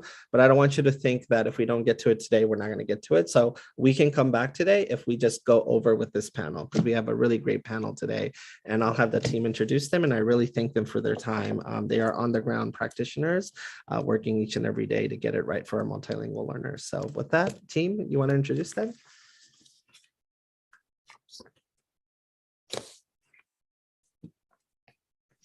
Susan, do you want me to go ahead and introduce them? I'm here. I was muted. Sorry. Oh, go ahead. I just heard somebody call it out to me. We're very happy to have this panel here today. And while we're talking, Ilhe will be monitoring the live stream and the chat box, and we will start to pre-populate our activity. But like Mr. Chaudhary said, it's most important to hear from you, the members of our panel. So we're pleased to welcome from Anne Arundel County, Shelley Hartford, principal at Annapolis Elementary School, Heyman Encarnacion, who is teacher at Annapolis High School, Mr. Benjamin Crandall, principal in Baltimore City at Marley C. Faring Elementary Middle School. From Wild Lake High School, we have Marcy Leonard, the principal, and Laura Cometa, one of the Esol teachers. And from Washington County and Easton Elementary School, Mr. Dan Fowler, the principal. So again, welcome. And we will start with the first question, and perhaps we could just go in the order that you're listed on this slide. Answering the first question, how do you use the accountability system or any of the other assessments to support teaching and learning for ELs?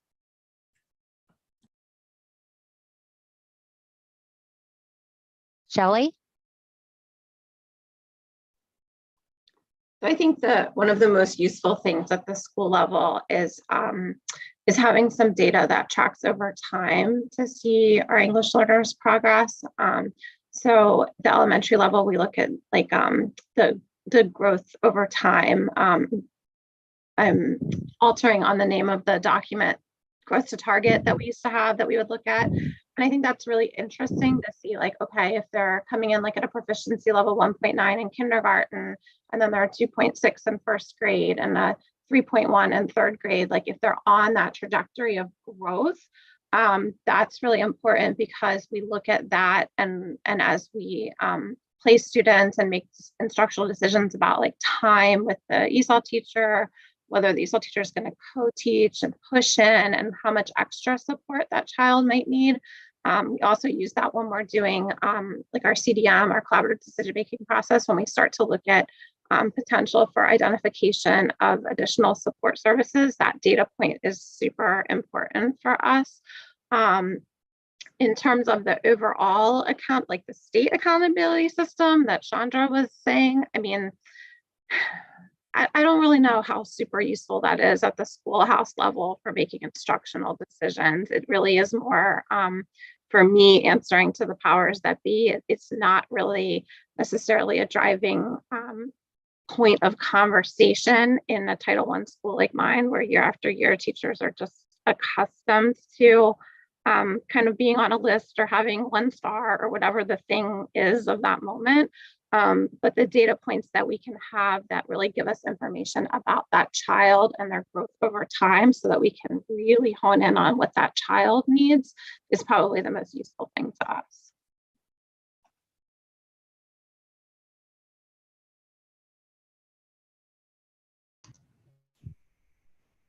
Are we just going down the list? Is it my turn now? Yes, We please. are, yeah. Okay, sorry. Okay, so when I was preparing for this, I was looking over the accountability system, and so I went and looked at the indicators and everything. So I sort of wanted to talk to each one of those, if I may. And so something that was that's important at our school is really affirming students' bilingualism and bicultural identities and that kind of thing. And so we've done a lot of professional development this last year in terms of translanguaging and providing teachers with tools to provide access for students in terms of using their bilingualness or their first language as a tool to access the content. To that end, we've also started, in terms of academic achievement, we for the first time this year provided the MCAP in Spanish for algebra. And so we're waiting on those results, and I'm hopeful that they'll show improvement and growth. We're also sort of on to the next question, which we'll get to, but I'll just address it now. We're also hoping to expand that for I believe the science is also available in Spanish. In terms of readiness for post-secondary success, you had mentioned that enrollment in the dual enrollment in the community college and the high school at the same time is something that counts for that. So we're actually, thanks to Shelley, who just spoke, we have a program where we're working with the community college, and this summer we're going to have 20 students enrolled in a dual enrollment program at Anne Arundel Community College. And we're also looking to work with the community college to provide an interpreter certification program for students. So we have about 40% of our, 20% of our students at Annapolis High participate in the Esol program, and 40% of those students, or 40% of the whole school population of Hispanic background. Not all of them obviously are bilingual, but a good number of them are. So using what they are already bringing to our school and providing a certification pipeline for students to become certified interpreters. So we're hoping that in the next 2 years to have something up and running with that. I also, in that same indicator, looked at the seal of biliteracy, and it seems that there might be some work to be done in identifying students who qualify for the seal of biliteracy in our county. My own child who qualified didn't get it until I went through the process to find out. So I think there's room for growth in that. And I wonder if WIDA could be one of the assessments that's used to determine biliteracy. I think that currently it's not. Is that correct? I'm not sure. So I wonder if we could, while we're thinking about how we could move forward with the accountability system, could WIDA be a measure that's used for the seal of biliteracy? And then when I looked at the school quality and student success at the high school level, and I think we saw that in the data, there's a real lack of access for our students in AP classes and IB classes. And at our school, we have a very strong AP and IB program, but at Annapolis, we have over 400 English learners or multilingual learners, and only 34 are currently participating in AP classes or this last school year. And 31 of those students were in AP Spanish, so it was their first language. So I think that there's a lot of room for growth in providing students with opportunities outside of just AP Spanish. And what we're hoping to do next year is we're slowly increasing enrollment in AP classes outside of the first language. So we're going to do strategic scheduling of teachers who can go into other AP or IB classes so that we can support both the teachers and the students in those classes, because we have also seen that when students are getting access, they're really struggling a lot, and the teachers are also struggling a lot. So providing professional development for the teachers and support for the students in terms of accessing the content. I already talked about dual enrollment. We also have a PVA program at our school, and I know that it doesn't really fit there, but there, I think, are sometimes part of the access problem, and this became really clear to me with the PVA program, is the process by which students are admitted into these programs. So PVA or IB or AP, sometimes there are gatekeeping processes in place, and I think that unless you're really thinking about multilingual learners in your school or in your system, you don't understand what the barriers are. So I think that's an area for growth for our district, is that the people who make the processes to enter programs also understand where the barriers are. And then progress in achieving English language proficiency. We talked about this a little bit, but it would be really interesting to see the disaggregation of data in terms of long-term English learners, because at our school, about 44% of the students who participate in the Esol program have been in the program for longer than 6 years. And so I wonder what kind of work we could do in terms of at the middle school or the elementary schools, like how can we get them to be reclassified at those levels before they get here? Because sometimes at the high school level, when you've been in ESOL for 6 years, then your needs are very different. But even if we can't, what we're doing right now, or for the next school year, is we're doing strategic scheduling for ESOL 4 and ESOL 5 sections that are going to be solely for students who've been in the ESOL program for longer than 6 years. So we're filling up about 6 class sections of students, and we're really going to focus on the academic reading and writing skills so that we can address the specific needs of those students to see if we can make progress toward meeting the proficiency standards. So, and I sort of a wonder I had as I was thinking about this was, again, if we could, what would the data look like? Like what would, if that report card could look at long-term English learners progress and regular English, I don't know, more recent English learners. Like, I wonder, I think there would be a lot of telling information that could come forth that could help us make better decisions at the school level. So Emma, that's what I have. Thank you for sharing. You said, oh, sometimes there's gatekeeping. It's not sometimes. It is rampant. You know, people like to say they don't like to use the accountability system. They use it every day. They're tracking the hell out of kids every day. They're sorting them and making proficiency and assumptions about who they are and what they can do on it all the time. And I'm sorry, I'm coming from districts where we were heavy in detracking. Maryland is rampant with tracking, and don't think that's not on my radar. It is very rampant.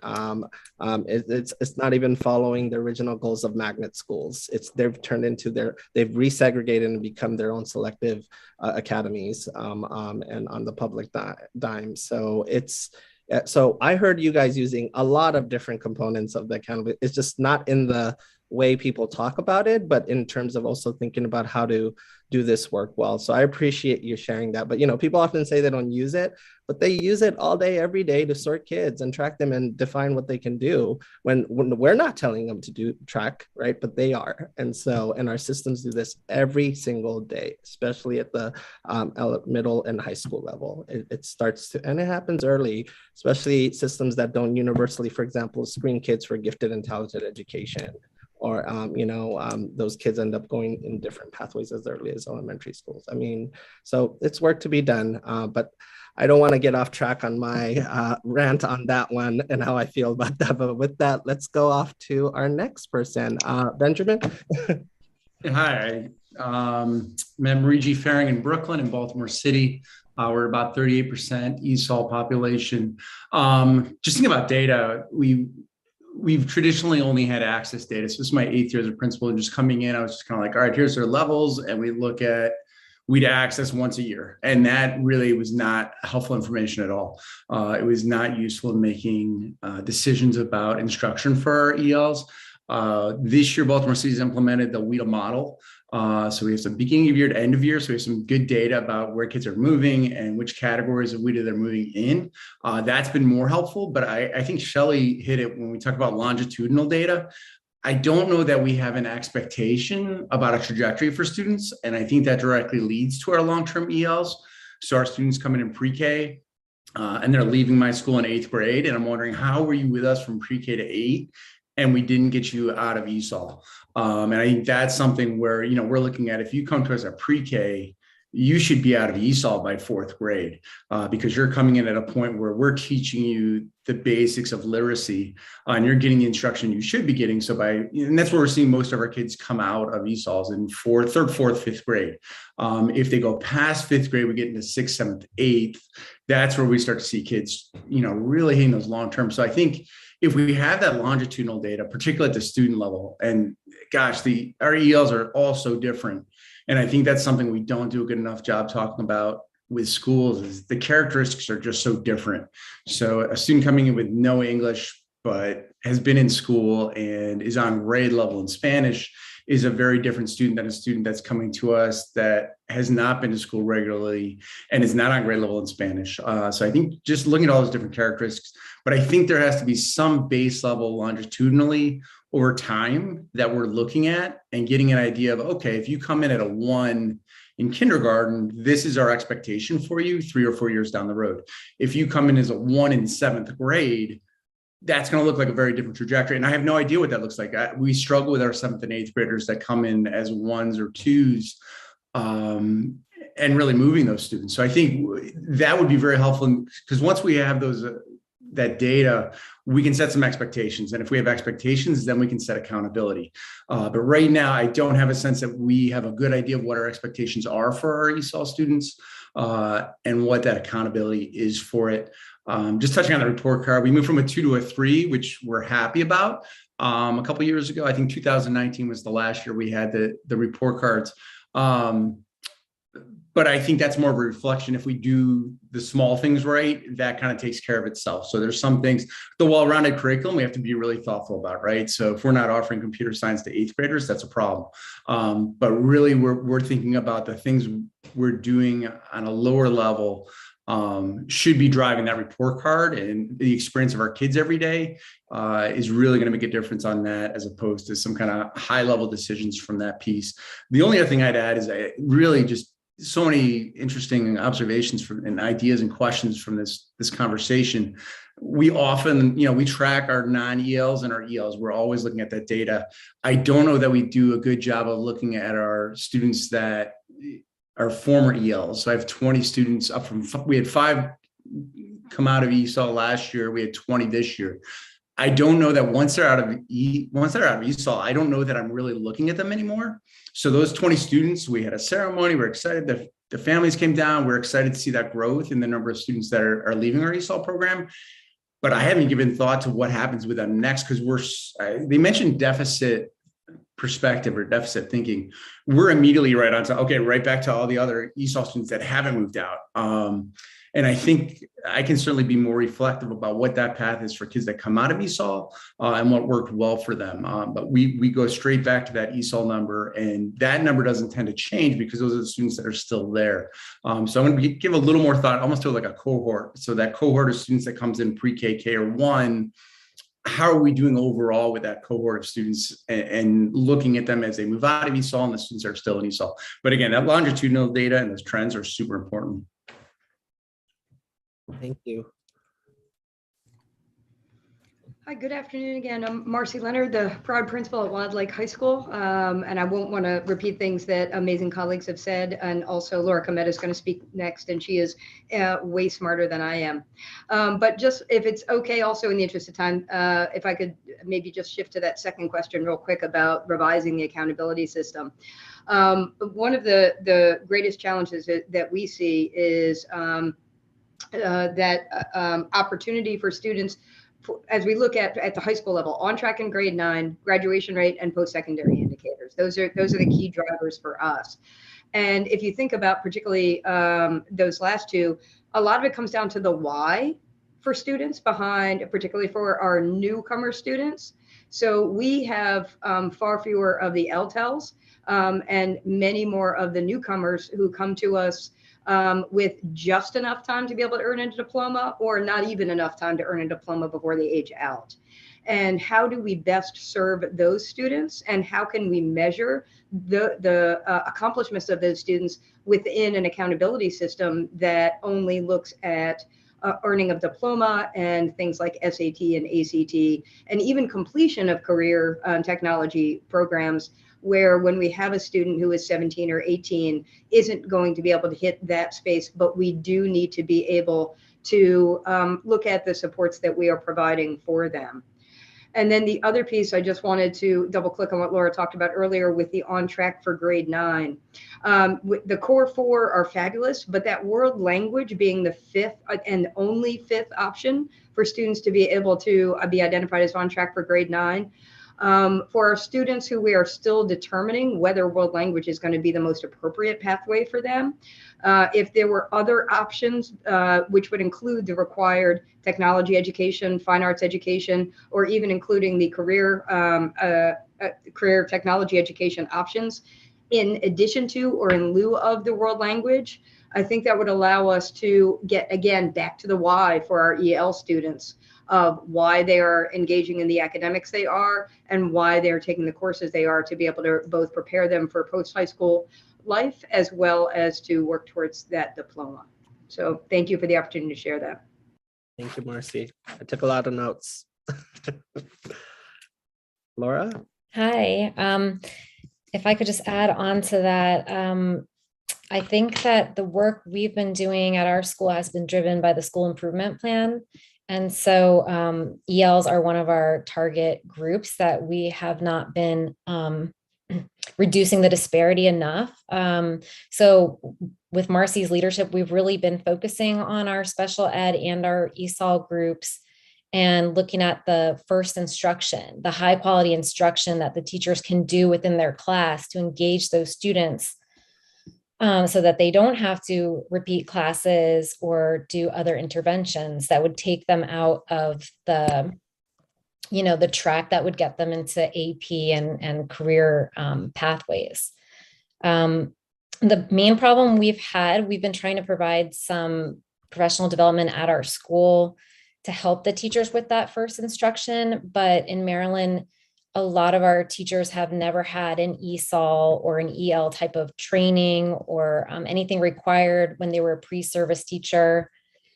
Nothing is required annually at the county level. So there's widely varying expertise among general education teachers. How do they teach a newcomer student who just got here and they're teaching, algebra, or they're teaching earth science? So I think that the blueprint recommendation of starting to require some pre-service and then in-service ongoing training, how to teach ELs for every teacher, that would help us a lot when we're trying to address it at the school level. And then one other thing about right now, we only use access as the sole exit criteria. I mean, a question we ask a lot in our ESOL department is, how many of our or never ELs would be able to pass 4.5 on the access test, especially if you drill down and look at our Title I students. So using that criteria as the sole indicator to reclassify that it has issues. What do you think an alternative? Put yourself in my seat, right? I need some kind of standard that I can hold the line on across the 24 systems. I can't help them all come up with their own thing, because you know how that goes. So what would you recommend in addition to access for that group or anything. And it's okay if the answer is, I'm not quite sure, you go figure it out, superintendent, with your team. And I will definitely will, but I'm just curious if you have any ideas. Yeah, I mean, I know that some states are allowing, some portfolio assessments to be used. I think that, proficiency on MCAP could certainly substitute, or maybe it's just the 4.5 level that I think some states use a 4.3. I don't know. There's students who are LTELs who are scoring low on one domain, and the rest are pretty high. So sometimes that test is measuring their effort or their willingness to cooperate with the test. Got it. Well, your colleagues have put some ideas in the chat. We do save the chat, everything from GPA, performance on NCAP, and then Shelley is consistent performance on access for 3 or more years in the 4.0 plus range. I am open to like substitute, right? And it's something other states have done. It's worth it looking at. And the power of the GPA has, University of Maryland just caught on, right? Like SAT, ACT is not the strongest predictor. GPA has been for decades.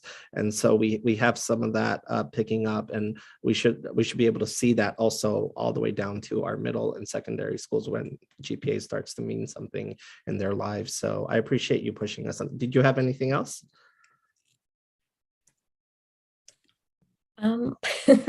Or anything that you can fit in like a minute. Yes, one quick thing that I think is important on the chronic absenteeism for ESOL students. I think it relates to a lot of our ESOL students not qualifying for CHIPS. They don't have medical insurance. I think in California we had solved that issue, and I think that's a lingering barrier for a lot of our students, is not being able to come to school and not being able to get sicknesses treated. And we've even seen that it impacts their ability to take part in sports, for example, or access the extracurricular program if they don't have medical insurance. I want to be clear, are you asking me to solve the medical insurance challenge? And it's okay if you are, because I know who to bother, and I have no problem doing that, because but I just want to make sure that's what you're saying. We got to figure out a way to get people more care, and I'm with you right on the money on that. So, and Dan.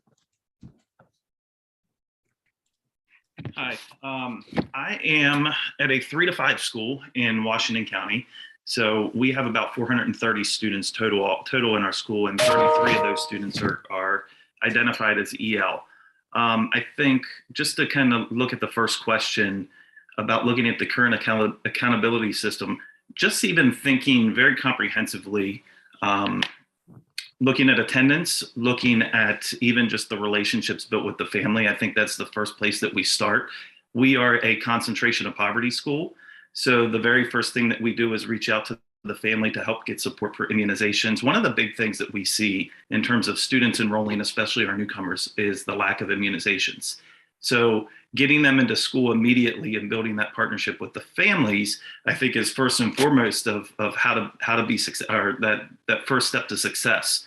I think it's also important to use the accountability data to celebrate. That's the very first thing that we do every year is we look at the celebrations. This year we have 10 of our 33 students that are exiting. I want to kind of just piggyback on what Ben said, is that, being a 3 to 5 school, I only see kids for 3 years. So doing a better job, and I think that just in reflection, doing a better job of looking at those students. I'll have 7 of them that have exited next year, and how they are doing and how they are progressing, the year after they exit, rather than just looking at my current, in the population ELs. I think we as a school need to do a better job of that. But looking system-wide, our EL teachers, they look at the goal, they create goal sheets. They look at the annual growth targets for kids. We as a school level, we kind of drill that down to individually for kids. At the school, we meet monthly with our EL team. We look at each individual student. We cluster our students. We're a large school for 3 to 5. So, we're talking 7, 8, third, fourth, and fifth grade classes, we because we have the ability to do that and the staff to do that, we kind of generate our students to just clusters in classrooms so that we can align the supports so it's very efficient so that they don't miss a lot of that tier 1 time. So we have students who are maybe a level 1, level 2 that are kind of clustered together, so that when our EL teacher pushes in, she's just going to that classroom, or maybe to 2 different classrooms, pulling them together. They're very close in proximity. So, just that purposeful clustering and just really the individual approach for students is how we kind of use the accountability system at Eastern. Is there something you would change if you could change it on the system, or 1 or 2, 3 things? I'm not so sure. I wouldn't say that I have the answer to that question right now. We're a little bit less involved with the big picture as high schools. We're catching them at the ground. Well, at my level, we're catching the ones that didn't get out in kindergarten, that they didn't exit before they entered that first grade mark. So I don't know if I have the question to what we could change, but I really do think that in a Title I building with about 90% poverty and a rapidly growing EL population, looking at attendance and trying to build the partnership, I think is step 1 for us that we found most successful with our kids. No, I feel you in every single thing you said in the last sentence. I definitely feel you on. And frankly, we should have an accountability system that celebrates growth. Frankly, proficiency is a measure of wealth and socioeconomic status on most days, is really growth. And our real estate agents suck at that too, when they do those labels and tell you not to buy a house there, because if you looked at growth, you would actually determine the quality of a school versus not. Our system is kind of trying to toe the line between both, but I think there's some tensions there, especially for our Title I schools. Any questions? Anjali, I see you have one. So I appreciate you guys sticking around. I will end it right on the dot at 5:15. Work group will come back and we'll continue the conversation. Lots of brainy topics for today. Anjali, question for our panel. First of all, I wanted to say thank you to the principals. I have to say this has been one of the most productive sessions, hearing from the grassroots, and I'm hoping we're going to have more of these types of discussions, hearing voices from teachers and from administrators, also from the rural side of the western of Maryland. We have the other side across the bay. I also wanted to reiterate Mr. Crandall's point. I thought that was extremely important regarding the need for zooming in on longitudinal data at the level of the student as well as the level of the cohort. And this goes back to Chandra as well, to see if there's a way that we could tie that data into the school ratings. And the reason why I bring this up, this goes back to this whole real estate tension point that you raised, Mr. Chaudhary, about looking at our ELs as assets and not liabilities. And so if we are going to tie that rating into the star rating system, that makes a huge difference in whether people want to work in that school district as well. The other point I wanted to raise was Ms. Homida's point that was very important, the need for professional development. And since we're in the higher education field, I hear this all the time. There has to be a deployment of resources for professional development, both for in-service as well as for pre-service. I can't overstress that point because we're constantly hearing that. But thank you, principals, for the awesome work that you're doing. Thank you, everyone. Anyone else? Question for our panel? If I can just make an additional comment or question. Panel, anything else you want to say, panel? I'm thinking a lot about the role of bilingualism and our dual language learners, like our youngest students, especially with the Blueprints expansion into pre-K3. We're getting a pre-K3 here next year. And what it would look like and how we would start to think about measuring the growth of our children as multilingual or bilingual people, right? Because the accountability system really is a monolingual accountability system. And I would think that most of us here today would agree that we're not trying to develop monolinguals. We're trying to develop bilinguals or multilingual individuals. And so I think it's really important to think ahead, right? I've been advocating for many years that we need dual language programs in Anne Arundel County. We're not getting them, but they're also, like you said, what did you say? What you measure is what you treasure, right? Nobody's looking at that. Nobody cares about that. Therefore, it's not prioritized. And so if we can put something in there that validates the growth of bilingual individuals, I think that'd be really important, even to the point with the 9th grade accountability, right? If we're counting ESOL classes as a world language credit, then we're devaluing that those children may need and benefit from both, right? There's no reason as a 9th grader you should choose between taking an ESOL 3 class and taking an honors Spanish 3 class, right? You could take both because you're a bilingual person and you want to continue to develop those skills. And I don't see that as something of value reflected anywhere in any of our accountabilities. Amen. I'm with you on that. As coming from a state that had Spanish assessments all through grades 3 through 8, Texas, very different ideologically, but they did. So with 1.1 million English learners. So I hear you loud and clear. And our interim report says that multilingualism is an asset. Frankly, if you're not speaking a second language, you're behind. And we had the state of Washington here, their strategic plan. Everyone learned another language, and that was the pathway to be done. And so no, that is something that we will be pushing. Just what that looks like ultimately in the system, that's something we need to figure out. But I appreciate you putting that front and center. I see you, Benjamin. Yeah, I'm excited to hear some people from California, actually. There is a feeling that I just feel like we're so far behind in Maryland. And I think it's a wave over the last 5 years. And I feel so often that we are, I don't say making up as we go along, but we're just learning the lesson as if someone hasn't done this before. And to think, what people are doing in LA or Texas or other parts of the country, there have to be things that we can bring from those experiences. We're just so far behind in PD, just basic level PDs. I think one of the other panelists mentioned it. For our general educators and our ESOL teachers, there's just such a low standard for what we provide for our EL students. And I think we still have a mindset of it's a small population, or I don't know, there's a mindset, it has to be super important. And I know in Baltimore City, if we did not have an immigrant population, our district numbers would be going down.